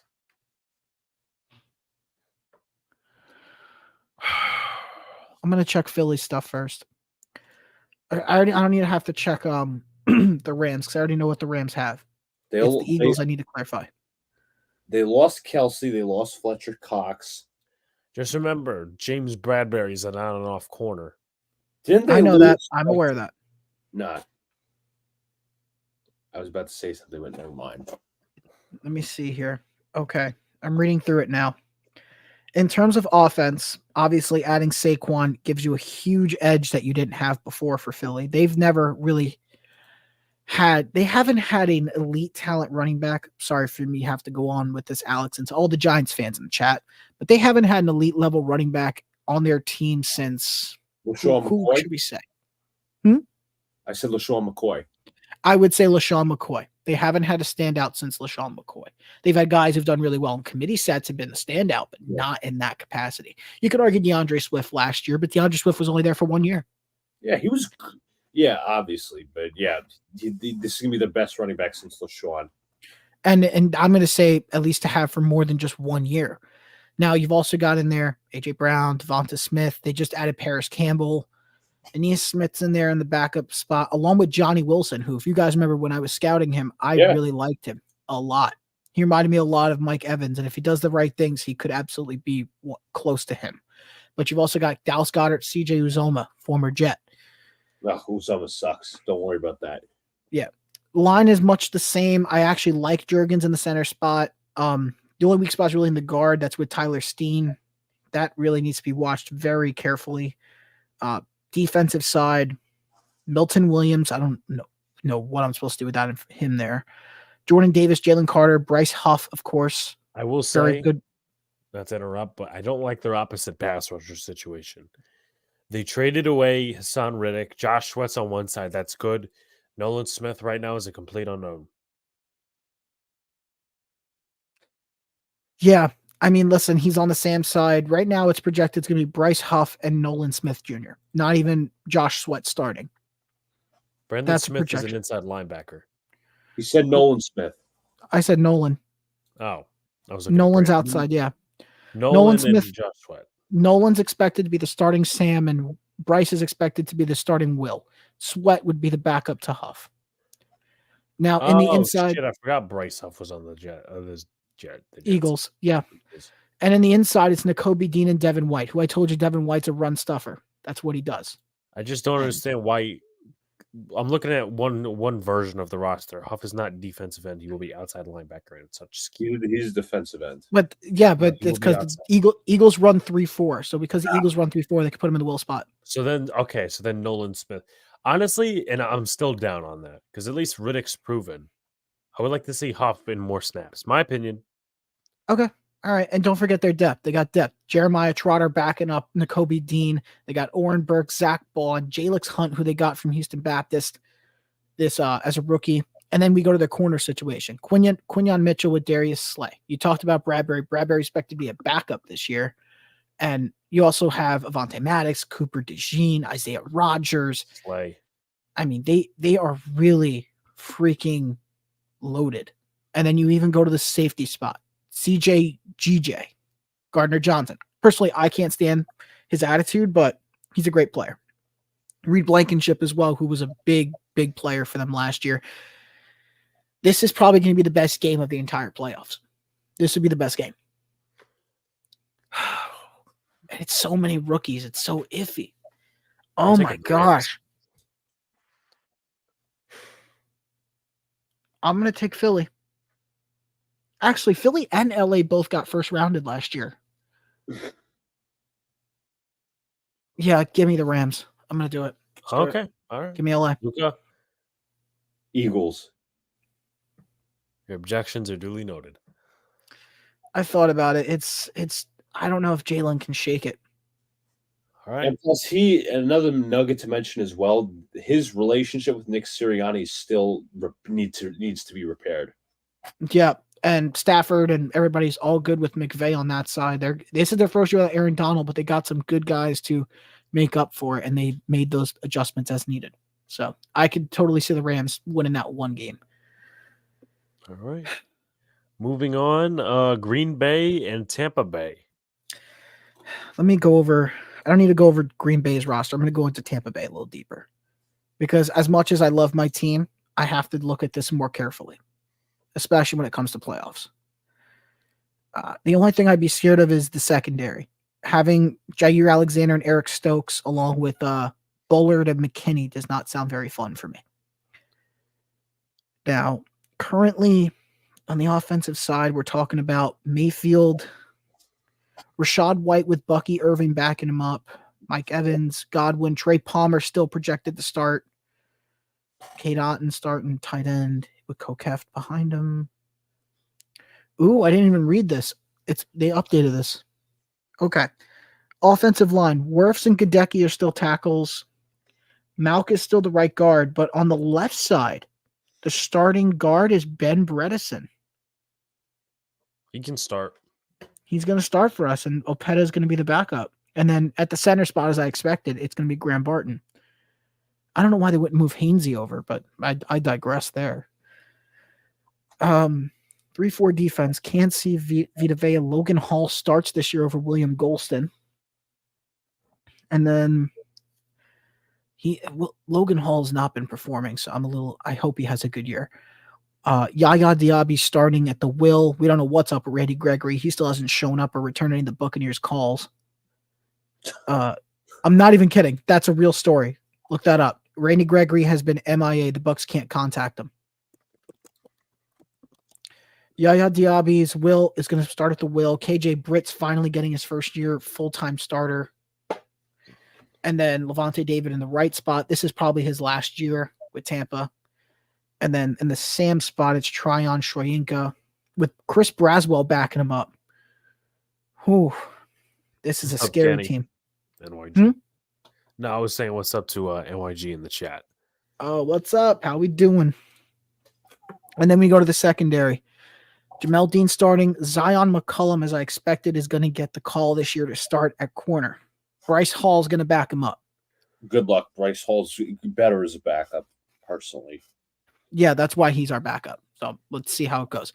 Jordan Whitehead is going to start at strong safety for us again, alongside Winfield Jr.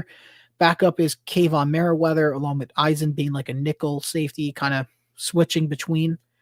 And then Tyke Smith, the rookie from Georgia. Up against the Packers, I mean, I'm not in love with their offense. I'm being so honest with you. Why? It's a lot of young pieces. Yeah, there's too much question. There's too much uncertainty, I think, surrounding them. I like Green Bay personally. I like them too. I'm just not sold on how healthy they can stay this year, especially Christian Watson. And I mean, I'm even looking at their defense. Their front four is the same as it always has been. Preston Smith, Devontae Wyatt, Kenny Clark, Rashawn Gary. They have a rookie middle linebacker. I think it's a guy from A&M, Cooper.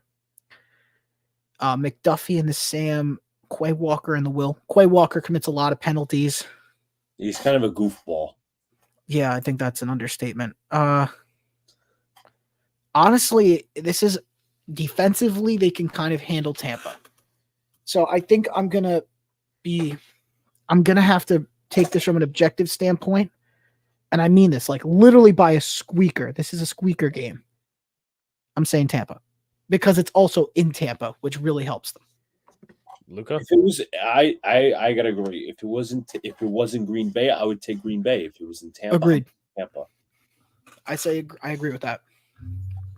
Objections are duly noted. Yeah, get out of here, you Tampa hater.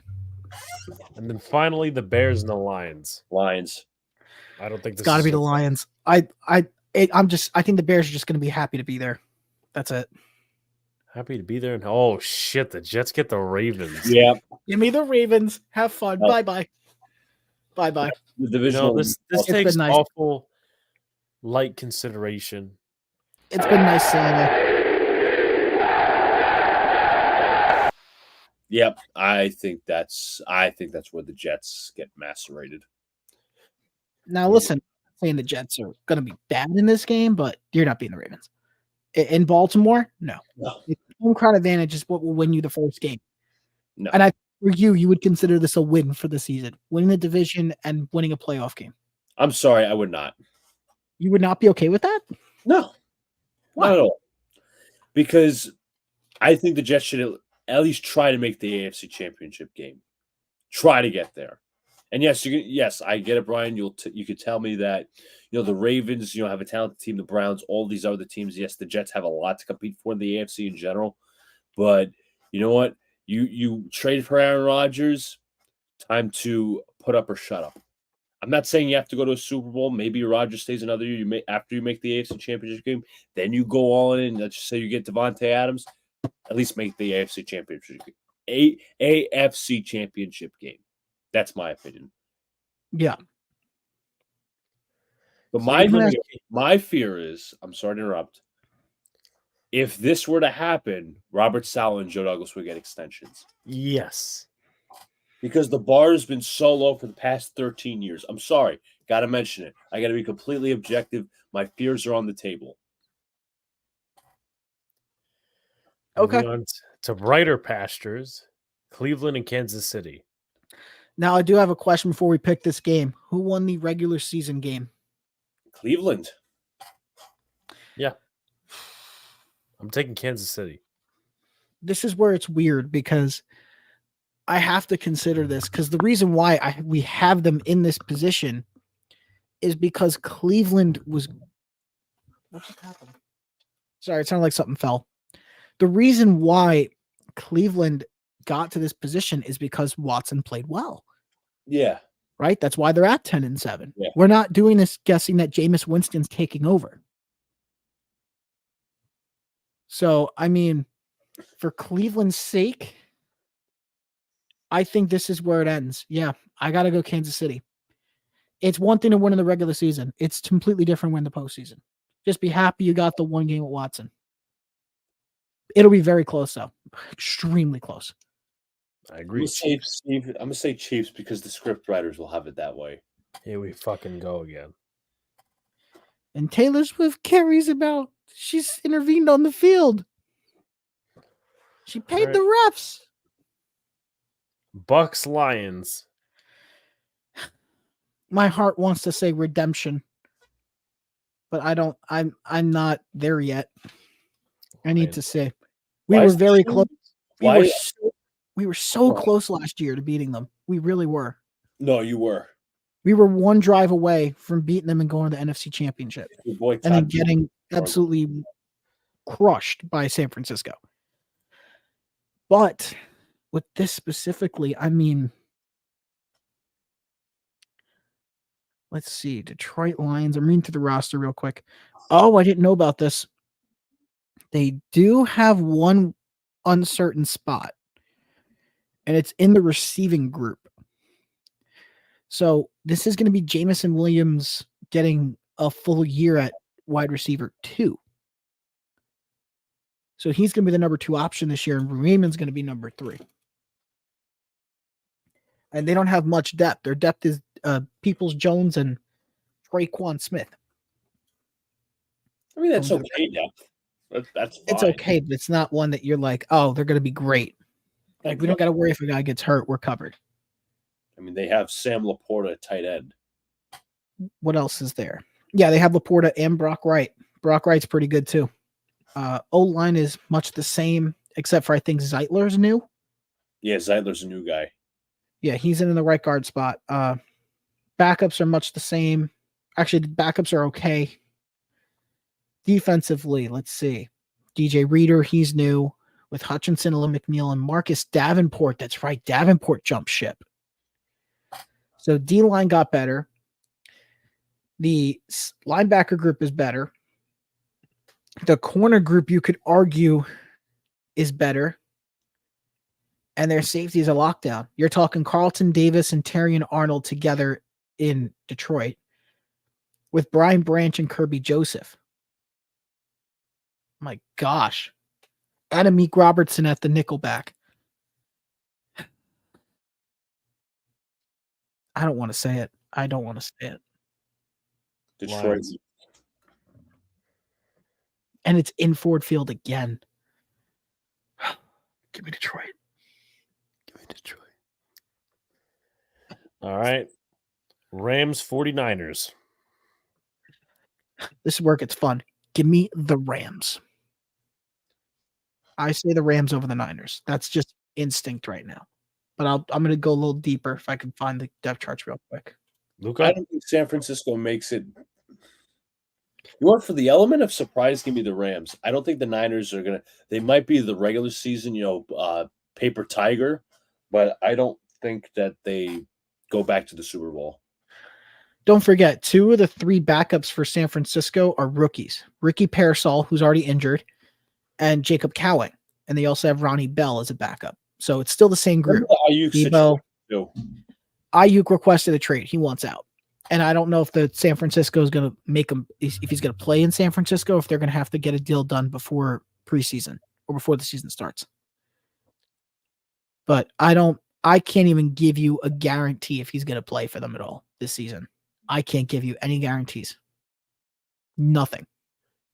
But I go to the defensive side. I mean, the O-line's still the same. The defensive side, let's see. Oh, I didn't know. Logan Thomas is the backup to George Kittle this year. On the defensive side for the Niners, Leonard Floyd, Malik Collins, Javon Hargrave, and Nick Bosa. Decent backups behind them. Dre Greenlaw, Fred Warner, Devondre Campbell, and the linebacker group. And then in the secondary, Charvarius Ward, Talanoa Hufanga, Jair Brown, and Ambry Thomas, with Diamador Lenore being the nickel. This is just...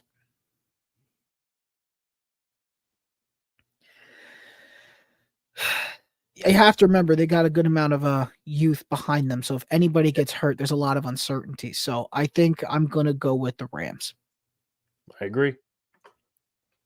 I might have I'm gonna have to. It just makes sense that you got a team that plays at a higher level than they're expected. Ooh, okay. All right. Ravens, Chiefs. Ready for this? Yeah. Ravens. I agree. Yeah. Taylor's boyfriend gets denied. Good. And then Rams, Lions.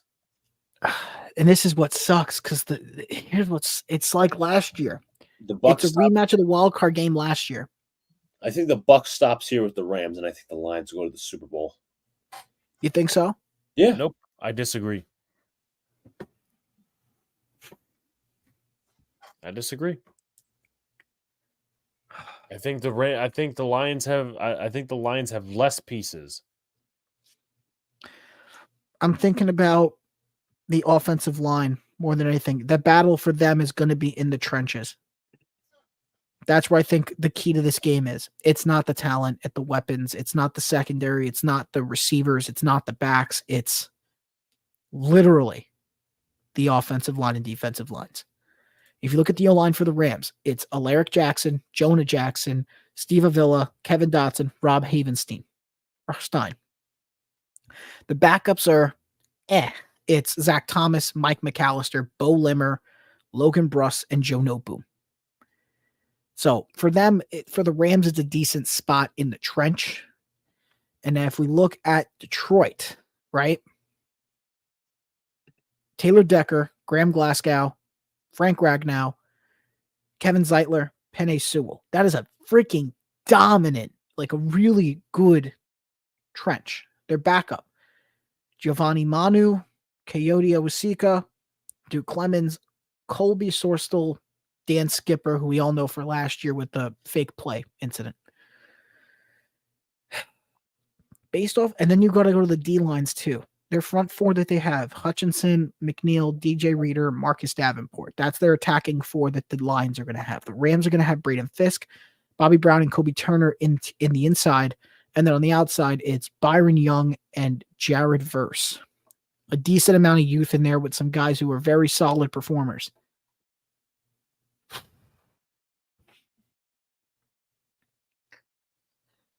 It's crazy because the talent matchup for the Rams and the Lions, Rams D-line versus the Detroit O-line, is more fair and balanced in the attack. Like you can't pick an edge winner than there is the opposite. Because I honestly think the Detroit attack would overwhelm. So I think in that sense, I got to lean Detroit. I'm leaning Detroit. Luca? I said Detroit. All right. My objections are duly noted. I'm telling you, this is going to be a weird year. It's two teams who were in the AFC Championship last year. Both second seeds too. Yep, both 2 seeds. They get their redemptions. They make it back. And they both win their championship games to make the Super Bowl. And this is where the question lies. Who's the better team, the Lions or the Ravens? Who gets it done? My opinion. If poetic justice was right in terms of the players who deserve it and really need the Super Bowl now, I'd go the Ravens. If it was just about purely feel-good story, the city needs it, the team needs it, I would go Detroit. And if we're going off purely a football knowledge standpoint, it's Baltimore. I'm taking Baltimore. You guys got to sweep from that point. The Baltimore Ravens win the Super Bowl. I can't wait to come back to this and find out that the Steelers won the division. It's going to be some kind of random thing where we get all get screwed. I don't think they'll win the division. I think they'll get a wild card. All right, guys, time for the Dream Super Bowl. Jacksonville, Arizona. You call it. Yeah, that was the point of why I did that. So, since Miz brought up "fuck the Jets 58 years and counting" as a little joke, he always likes to bust balls. But Luca, you were telling us about that season ticket package. You really want to make me angry, don't you? I don't know anything about this, so go for it. Well, we're going to present Brian with this video. This is from Will Chiarucci, who is a Jets fan who happens to follow me, and I follow him back. But he is a Jets season ticket holder, and he gave a recent update on his package. I don't know what Jets, the schmucks at the Jets season ticket holder office told him, but this is what the original package was for Jets season ticket holders this year, because every year they get a package. So if you give me a second, I'm going to share my screen. Miz says his Super Bowl this year is Detroit versus Buffalo. No. I don't think Buffalo's going. No. I'm going to say it again. No. Buffalo's not even making the playoffs. We have it set as that. They don't have enough weapons ready. It's just the way it is. It's Keon Coleman, Curtis Samuel, and that's it. I like Dalton Kincaid. Khalil Shakir is the wide receiver 1. Make that make sense. Miz has been on the what do you call it? The Buffalo train for a little bit. All right. Oh, okay. So he's a huge Josh Allen fanboy. We got it. It's got to be that, right? Well, I mean, he's a Giants fan, but he's been. How dare you have us at 6-11? Well, what's up to Lou? But that's what the Giants are going to be. Let's be honest. But they have to prove it to me. They're 6-11 to start, in my opinion. But they Also, have to prove it to me. 11 to start. Listen, Yeah, and so does we'll the see. quarterback. But Plus, Luca, again, we could wait. All right. This is Will Chiarucci. He's a Jets season ticket holder. As I mentioned, this is his package. And I got a package from the Jets, being the season ticket holder for 6 years, traveling, watching this team play on the road, buying merch yearly. You think you get like some sort of great gift. All right, I'm going to show you what I just got just now. And I think every season ticket holder should be pissed off. Look at this. Okay, a yearbook. You get a yearbook. And then let's see what you get. Look at this. Okay, let's see what we get. All right. Guess what it is, guys? Guess what it is? Wine. Wine is bad for you. Well, wine alcohol is bad for you. Don't drink. Haven't had a drink in nearly 4 years. Okay, best thing I ever did. Saved a lot of money in the process. Credit card. Nobody cares about credit card. Okay. Oh, look at this. CJ Mosley. He's actually dressed up nice, but he's not dressed up like Bane for that Halloween shenanigan shit back 2 years ago. Can I ask something real quick? You guys saw the CJ Mosley full-on suit, and that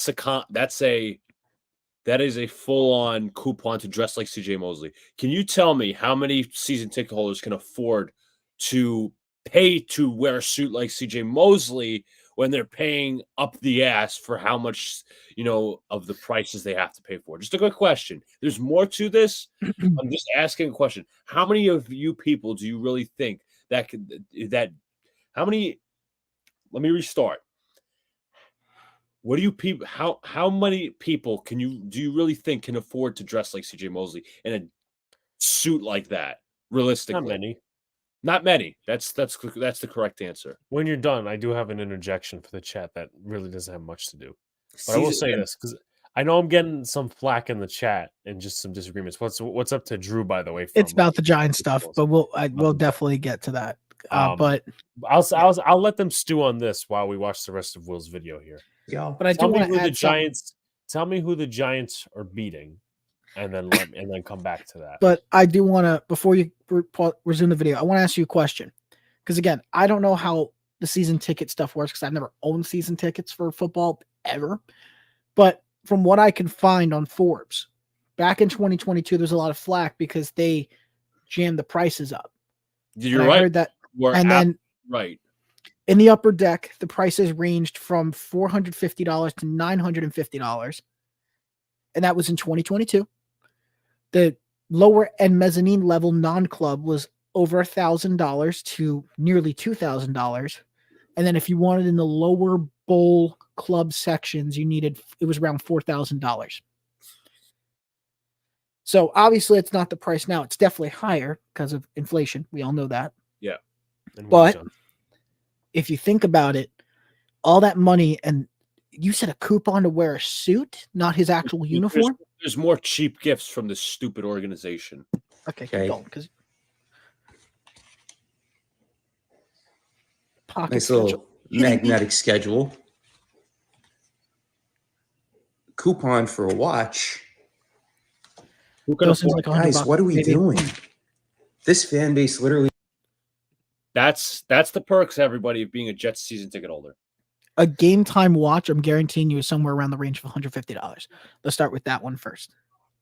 Who has the money to buy that, realistically? If you are, a regular American living on the Eastern Seaboard, Jersey, New York, Pennsylvania, maybe, Connecticut, maybe, if you're a Jet fan, who realistically can afford this stuff? Like, again, let's add on, you're a season ticket holder. You are living paycheck to paycheck. I'm not inflation era. And you're giving coupons for expensive gifts. Meanwhile, the Raiders come up with something novel like the little treasure chest, have pictures of season ticket holders, and they also have here's a reserve ticket for this game. Here's a reserve ticket for that game. They probably didn't even purchase those tickets yet in terms of like going to the actual game. Not only at MetLife do you have the option being a season ticket holder, you could be you could own a personal seat license, which that's a whole another thing. But again, these little tricks, and I get some season ticket holders' standpoints, Jet fans. They've had this tradition in family for the years and all this different stuff. But how long does it take for you to get screwed over to finally somehow wake up? Because this isn't the first time the Jets have not only raised season tickets and general tickets for, general admission, but they've also, they still got to pay for parking. They still got to pay for food, the shit food inside the stadium. They got to pay for all these amenities with the Jets. But from 2020 to 2023, 2024, the Jets have constantly raised season ticket prices without no goddamn return on investment. I am sick of watching people get missiled by this organization with money because let's cut the crap, everybody. Let's cut the crap. Woody Johnson used the inflation excuse. Inflation is affecting everybody. Us common people, the middle class, the lower class, the upper class. Yeah, sure. Do you know? Let's look this up. Let's look up NFL's richest owners. This was recent, by the way. This wasn't 10 years ago. We're talking now. Woody Johnson is number 6 on richest owners in the NFL. 6. And that is what 6. I just read per Pro Football Network or whatever.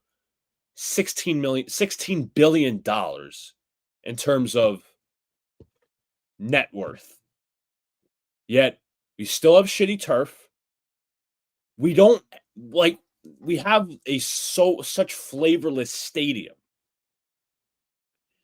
And it goes to the point that Woody and that ownership group is so tone deaf.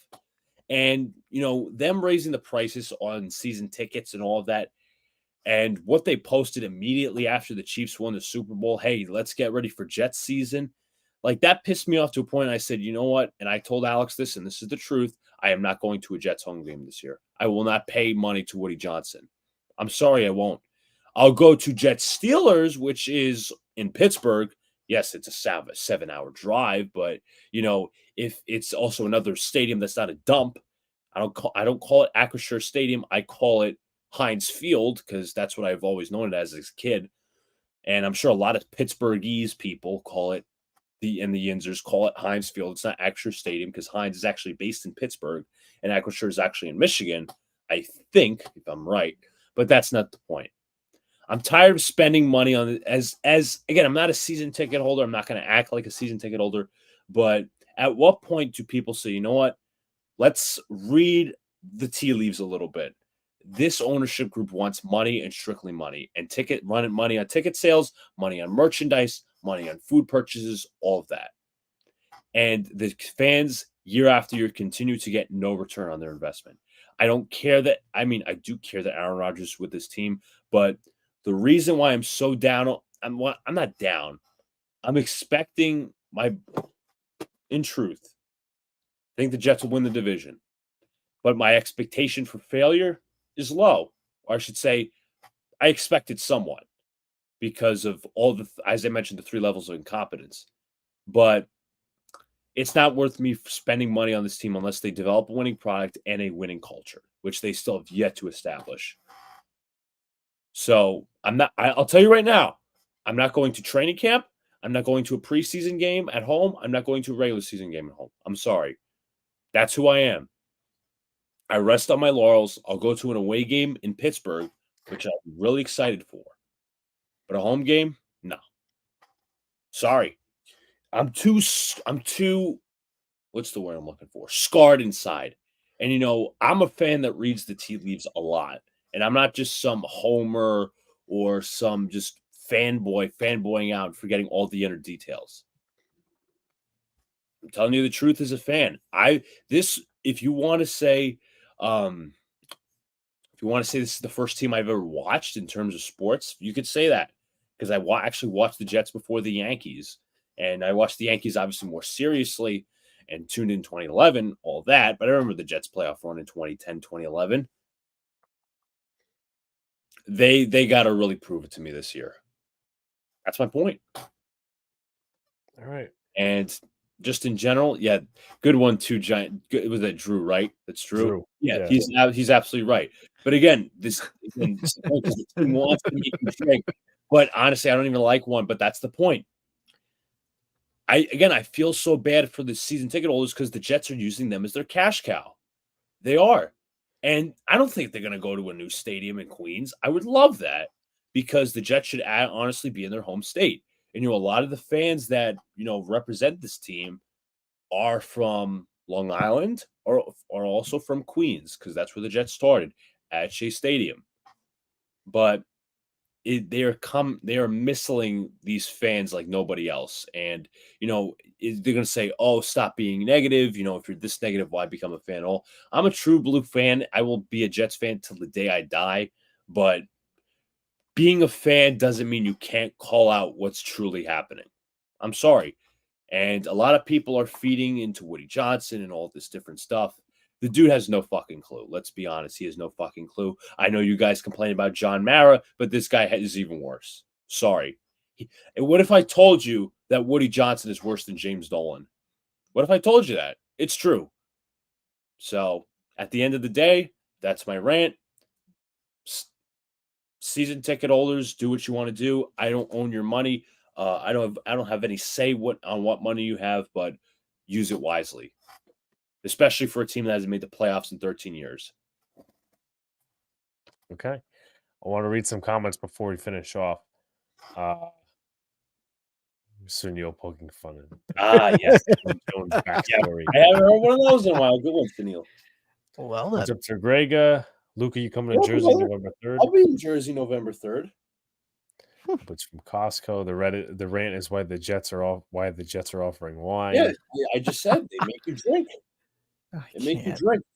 I'll tell you this. A buddy of mine made Kevin Circuit from Let's Talk Jets Radio, great channel, by the way, really geared to the fans, and they do an awesome job over there. Made a very good point. The real experience for the Jets fans is outside the stadium because you have nothing to look forward to inside the stadium. The tailgating and the drinking and the barbecuing, chilling and having a beer before you go in. But again, buying your own beer. You're buying your own beer instead of buying I don't even know what the price of beer is at MetLife Stadium. Probably piss warm as well. Bringing your own beer, bringing your own food, and packing your stomach before you enter the stadium and having a good time before you enter the stadium is such a better idea. That's what I gotta say. Okay.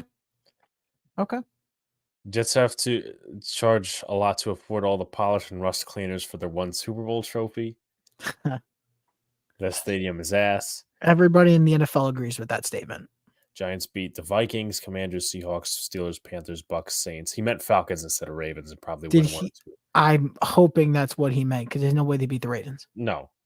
And Um, if he thinks they're beating the Bucks, he's out of his mind. He is out of his mind if he thinks they're beating Tampa Bay. You've agreed with me on this, Alex. no, listen. Okay, so here's how I'll do it. Vikings, they'll beat the Vikings. Commanders, they'll beat the Commanders. I think I said Uh, I think I said they split, but Split. Yeah. Seahawks, no. They're not going to Seattle in week 5 and winning. no. Steelers, they are not going to, this is my personal opinion. They're not going to Monday Night Football. Steelers, TJ Watt on the other side next to Yinzer Nation, yeah, Yinzer Nation. downtown Pittsburgh. TJ Watt will I don't even want to say what he's going to do to Evan Neal, okay? We also have to add the fact, I mean, again, it's still going. G Nation say they're beating every team on the list. I am telling you, the reason why some of these teams are picked, you're going to lose games you shouldn't lose. Well, yeah. Every team does it. That's why the Steelers one makes sense. You always lose those type of games. Maybe it'll be. I mean, I'm surprised. I'd be surprised if we get in the end zone that game. Panthers will beat. Saints and Falcons will be. As for the Bucks, I disagree. I think we'll lose to them, but that's a game that I could see flip either way. But I think I agree with that. It depends on how Baker plays. So that's where my 6 wins come from. The Giants have a tough schedule, and I'm sorry, I'm going to say this. I don't care who knows it, whatnot. I don't have belief in the quarterback, but if he proves me wrong, I'm prone to change my opinion. And before we get to this immaculate grid and Luca comes back, Miz wants to make a bet that the Bucks make the Bills make the playoffs. Listen. I have a special hat I've never worn on stream before, Oh, and I'm about to put it on. Oh, He's going to make me do it, and I don't like doing it because I never wear this on a stream because I don't want people to get the wrong idea. But for you, I'm doing this. No, understand I'm not a betting man, but don't ever, and I mean ever, like, I win football bets easy. I will be the first to admit it. I bet football, and I love football to death, and I will do it every now and then. I've hit parlays on Super Bowls with ease. I am telling you that I will not bet this. I am not going to bet with the viewer. Out of integrity, I am not going to do it. But I am telling you, Buffalo is not the same team they were last year. Just because Josh Allen is a great quarterback doesn't mean he is going to perform. And I mean that because what happened the first 3 years, Josh Allen had no weapons. Where was the team? You guys know, right? That team was not a playoff team. They didn't even have a winning record. The fact we even have them at a winning record. Do we have a winning record? Who? The Bills. I think the Bills had a winning record. I think we have them at 9-8. Even giving them 9-8 is a privilege. They should be lower. They really should be. But we were nice enough because we took into account that they got a good up-and-coming rookie on the team. And on top of that, you have Josh Allen as your quarterback. That is the only reasons they are 9-8. Plain and simple. If they make the playoffs, I'll gladly admit I was wrong. I will gladly buy a Buffalo hat and wear it on stream. I don't care. But I'm telling you, they're not making the playoffs. Okay. I'm now switching hats again. Car for Texans Giants. Sunil says October will be my sports hiatus month, assuming the Yankees still make it far in the playoffs and NBA begins. Mavs will be watchworthy this season. The Cowboys. Sunil, let me tell you something. You're gonna watch the Cowboys, and we all know it. Okay. Yeah, we do. We all know. We all know it. And Okay. appreciate Lou for saying Thank you, Lou. hit the sub button. Don't be ninja watchers and Much appreciated. share this video. And Lou, if you want to, put your channel in the chat so anyone who isn't subscribed can subscribe. Let me just do something real quick. All right. So What did Sunil just say? Bad takes, Skip Bayless 2024. Is that the ticket? yes, that's the ticket. That is the ticket. Don't ever put me and Skip Bayless in the same And breath. I listen, cannot Skip stand Bayless that man. is going to be off of Fox soon. For so, good reason. The man's aged out. Yeah. Well, listen. Man. All right. So I'm going to think of some Giants. I know David Carr was in the conversation. I'm going to go Giants, Rams, Dante Dion. Okay. All right. 0.04 is ridiculous. Okay. Okay, I got a Jets Rams one. I'm not happy to say this because he's a white wife beater. Zach Uh-oh. Stacy. I don't like saying his name, but he was one of the more uncommon ones. I'm sorry. 4%. He is 4%. I knew that was going to be the case. All right. Giants, Cowboys. Giants, Cowboys.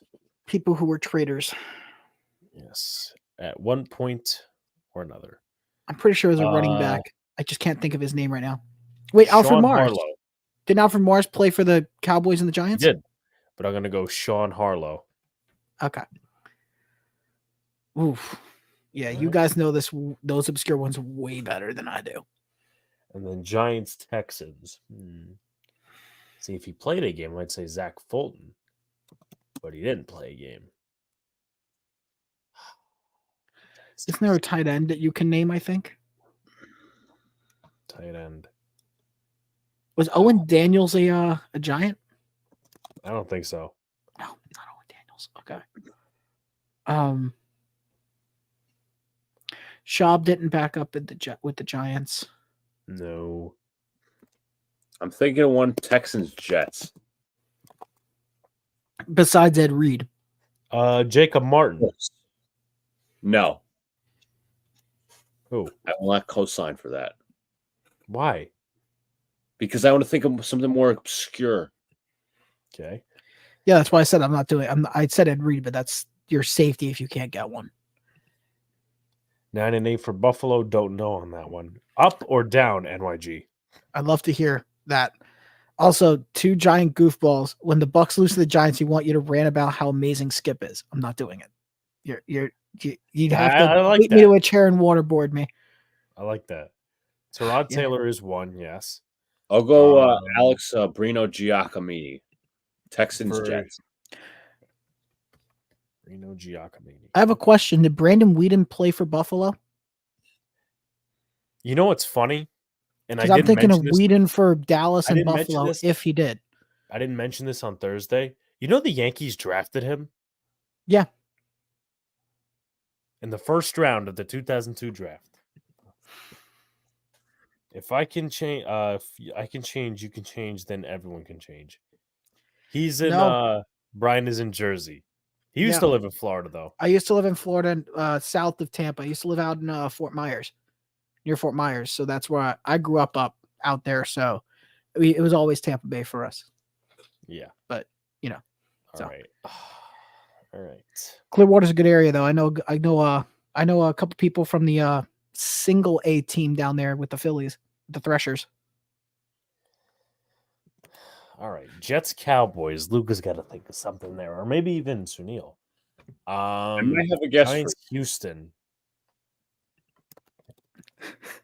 Giants, Houston. Oh, man. Jacob's killing me. Jets, Cowboys. Already. Maurice Kennedy. Maurice Kennedy. Yes. Ooh, that's a good one. He almost played for the Giants, but all right, 0.03. You guys are going nuts right now. If it wasn't for the Zach Stacy one, we'd still be at like 1, but that's okay. Yeah, I so want to think of just a giant that played for Usually the trick is going for kickers and punters. People don't usually think of them. What about Matt Bryant? That was my thought. Matt Bryant.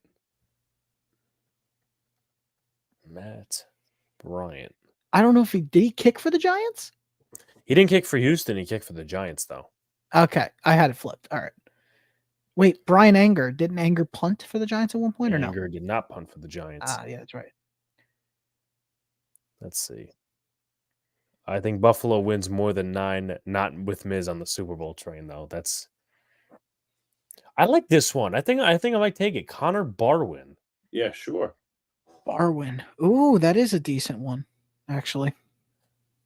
If y'all haven't already, So who's Jim? Let's see. Connor Barwin. I like that one. That's probably one of the only ones I can think of. Yeah. Remember, he had 1 sack. I think he was. What about Kerry Wynn? Ooh, Goofballs gave a good one. He said Ron Dane. Ron Dane. Okay. I don't think Kerry Wynn played for the Bengals. You know what? I might have another one. Okay, scratch that. I have a question about the Rams one. Did Okay. Stedman Bailey play for anybody else outside of LA?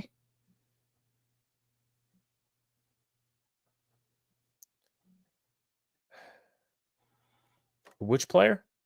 Stedman Bailey. He only played for the Rams. Okay, because I thought he went somewhere else. I don't know why.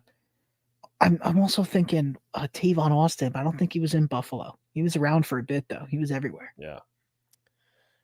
Giant. Because I'm keeping my nose on Connor Barwin.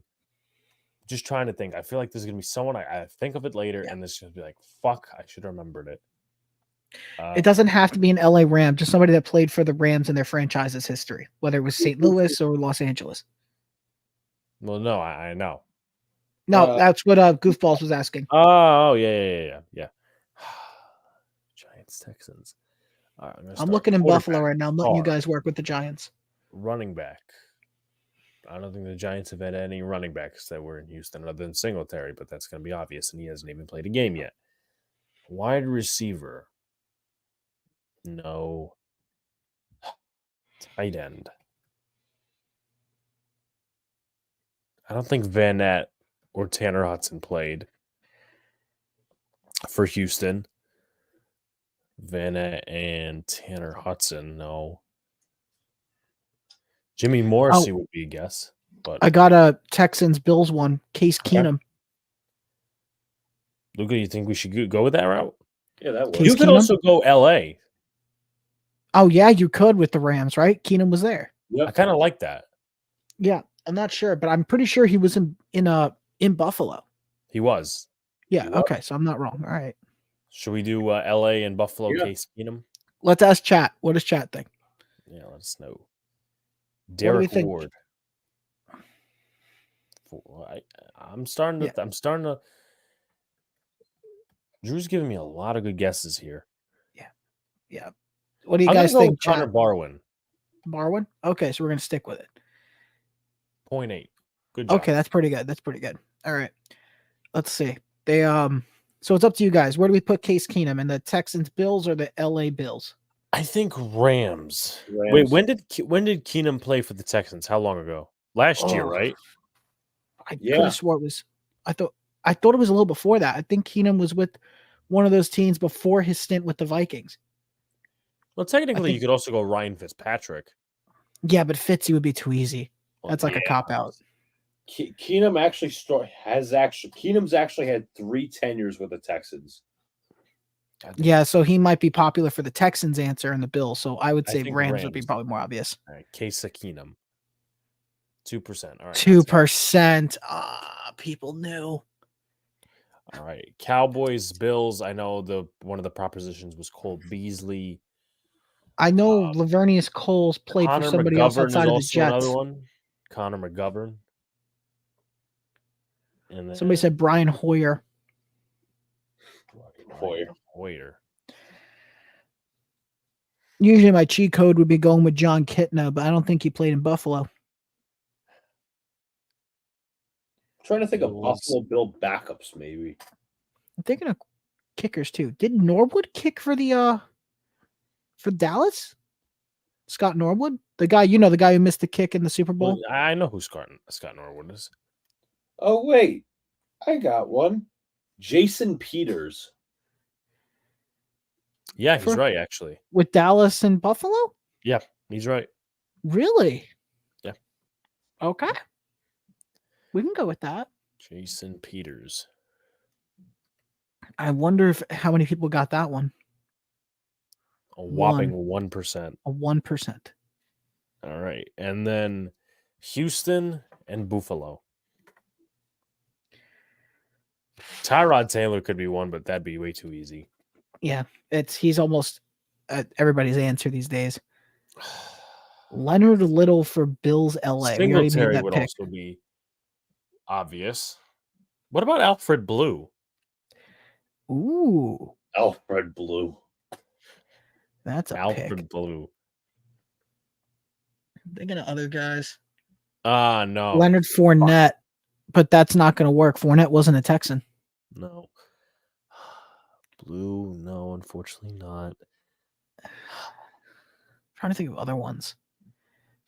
Wait, EJ Manuel. EJ Manuel. Did EJ Manuel play for the Texans? Nope. Ah, dang it. Leonard Little for Bills LA. Too late, though. That probably would have been the better one. Wait, did I say Bills LA? Yeah, Yeah. we did Bills LA already. Oh, man. This sucks. Because you're trying to think of obscure as possible, and all I keep going back to is just kickers and punters. Stephon Gilmore played for both, according to Sunil. I don't think he Gilmore played was a Texan. He played for the Bills. I think definitely the Bills. I don't remember him as a Texan. I remember him as a Cowboy. That's probably what he was thinking. Probably thinking Cowboy. I don't think Desmond King ever played for the Bills. Desmond King did not play for the Bills. I'm pretty sure. Yeah, the answer is no on that. Yeah, Jacob said blue. Robert Woods. Woods, yeah. I think it's going to be a high percentage, though. I also like that now with the grid, once you can finish up and you do all your guesses, they show you the most popular answers. That's They started doing that now. Oh, son of a bitch. Is there a Oh, wait, no, tackle? he was too long ago. I can't use him. Who? It was before the Texans. I was thinking of Martin Gramatica. Well, I mean, But I don't think he did kicked for the whatever Texans. did whatever franchise loop into the Texans? No, Texans is its own franchise. It's like it didn't come from another location. They were just a brand new franchise that opened up in Houston. Okay. So it's not technically Oilers. Oilers would be associated with the Titans. Mario Williams. Mario Williams, okay. That'll probably be around like 5%, I think. Yeah. 4 or 5%. Keep Mario Williams in the back of your head. Yeah, we'll definitely remember that one. This is so freaking difficult. This is teeth grinding. Uh-huh. I'm thinking of quarterbacks. I'm digging. Case, Tyrod are off the board. I'm trying to think of guys that weren't starters that were backups there. But the only obvious one that we know that would work here is Ryan Fitzpatrick, and we're not doing Fitzy. Yeah, because that'd be like 84%. Easily. I'm going into receivers again. Going through in my head. Sammy Watkins was never a Houston Texan, right? No. I thought of Mechie for a second, but I don't think Mechie was a Bill. No, Mechie's been there the whole time. They just said, wasn't Duke Johnson on the Bills last year or the year before? I think that actually might be right. But I think it'll still be decent percentage there. That I would tend to disagree, actually. You think so? You wouldn't remember Duke Johnson?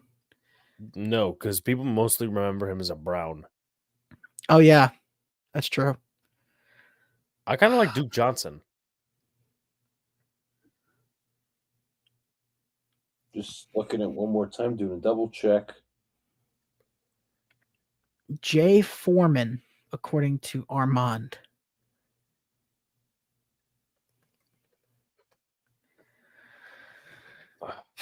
Jay Foreman does work. I think that's definitely under 1% by a good amount. That would probably be like a 0.2 around there, probably 0.3. That's going to be less than 1%. Should we do Jay Foreman? Yeah. Sunil said Sear Wood. Sear Wood. Jacob said time for a hat change. Sear Wood actually would work. I don't think anybody's going to know that name. He said it's definitely going to get you low percentage. Yeah, I don't even know who Sear Wood is, so. I don't either. I've never heard the name. All right, let's go. 8 rarity score 0.05%. What were the most popular answers? Okay. Time to see the most popular Skip ones. the ad because no one cares. Show summary. I think. How do you show that? Hit show summary, and then scroll down. Okay. So the lowest number option was the Giants with 30 players for Giants Texans. And then you can continue scrolling down. I think, yeah. You're looking through the names, I'm Terrell assuming? Adams. Randy Bullock, son of a bitch. Fat Randy. Colin Gillespie. Mother Oh, Heller. Sunil. Now I we was see, looking at Bernardrick McKinney earlier. What the hell? dude, I think, Sunil, I don't know if we tarnish the integrity of the Immaculate Grid now. You Googled it, man. It's okay. We'll make an exception. I know. We'll make We'll an make the exception exception. for We'll make the Sunil. exception. Let's see. Let's go down to most popular. I think I want to see that too. Let's see. Jason Garrett. Anthony Wright. Yeah, definitely heard of him. Herschel Walker. I forgot. that Also, he was- can you do coaches and executives too? I don't think so. Or is it just players? Forgot about Chris Canty. Dan Campbell's another one. Marvin Austin. Didn't even realize that. Ray Armstrong. Yes, Ray. Cam Fleming knew that. Sean Harlow. Yeah, we Evan can't see the most Ogletree. popular, Alex. Huh? We can't see the most popular of what you're looking at. You're only Oh. reading off. Hold on. Yeah, he's reading the other ones. Fitzpatrick was most popular for Jets and Texans, actually. David Yeah. Carr for Texans Giants. Devin Singletary's we thought for Texans Bills. Cole Beasley for Cowboys Bills. Jason Garrett for Cowboys and Giants. Vinny Testaverde for Cowboys and Jets. Top know answer. And Joe Namath for Rams and Jets. Then you've got Odell Rams Giants, of course, and then Von Miller Rams and Bills. And then you got the accuracy right below that of how many people got what right and wrong.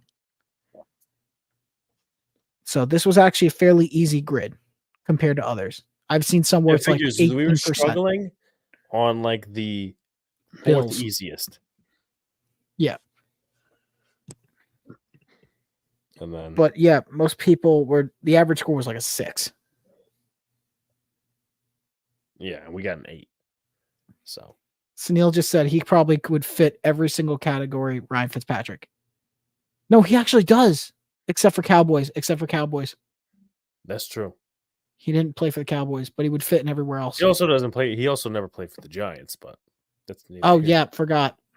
That's right. He never. They're Giants. That's So the- he fit for like half the grid. But 2 hours 22 minutes on something that was supposed to be a scheduled prediction stream, but instead we also did an Immaculate Grid and Luca's little rant on his favorite Jets team and his favorite ownership.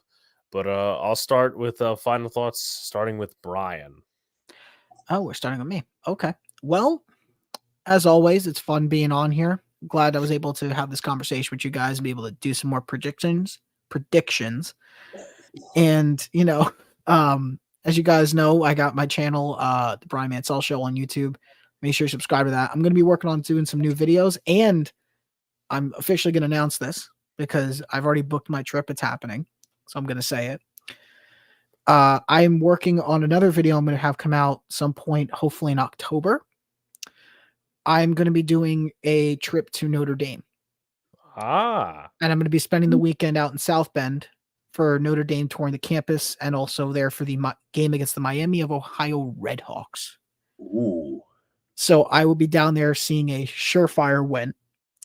And I get to really take over the history and really learn more about the College of Notre Dame. So I'm going to be vlogging, doing a little bit of stuff there, and have a video out for that. So I thought I'd just give that little announcement. I'm going to be going sometime in September and then have something out hopefully in October with photos, video, everything. So keep an eye out for that coming soon. Outside of that, follow the Twitter, the X, whatever you want to call it, but still Twitter. I don't care. It's at BA Mansell. And I'm dead serious. I'm going to keep saying it. The Bills are going to be 9-8. They're just not going to make the playoffs. They're just not going to make it. Everything else, so I agree with the most part for most of these predictions, especially the Bucs. I think they're a better team than they look on paper. last 2 years, ever since Tommy Boys left, they just been getting doubted every single year. Every single year they get doubted. And I think it's time we see Bowles step up. It's time we see much more happen, and I can't wait to prove everybody wrong again with this team. And that's it. So thank you guys for having me on, and on to Luca. Prove me wrong, Jets. Training camp, I'll be keeping an eye on it. Preseason, be keeping an eye on it. Doesn't matter till we see the 49ers in week 1. That's where you start to prove me wrong. Preseason headlines, training camp headlines, all fine and well. The biggest important statistic is W's. And Always. too. Absolutely. Miss me with being the top defense every year, one of the top defenses, and being one of the worst ranked offenses. Let's turn it around. Let's turn it the fuck around. Because I'm tired of watching bullshit. Folks, we'll be back tomorrow night. First of all, we got a roster bubble series video every day till the middle of August. Tomorrow night, I'll be live with Brandon Olson from Sports Illustrated talking about Giants training camp. And also as well, to answer your question, Jacob, I will be going to the Giants-Browns game in Cleveland. So, and we also need to discuss a possible plan because the Bucs are coming to town this season. They are coming to New York to MetLife. So we should have a little bit of a talk about that. Hopefully the Giants are worth watching at that point. Maybe not. Don't worry. If anything comes worse to worse, we'll just drink at the parking lot and that's it. Yeah. But we'll be back tomorrow night, folks. Share out, hit the like button, subscribe. Appreciate y'all for coming out, and we will see you next time.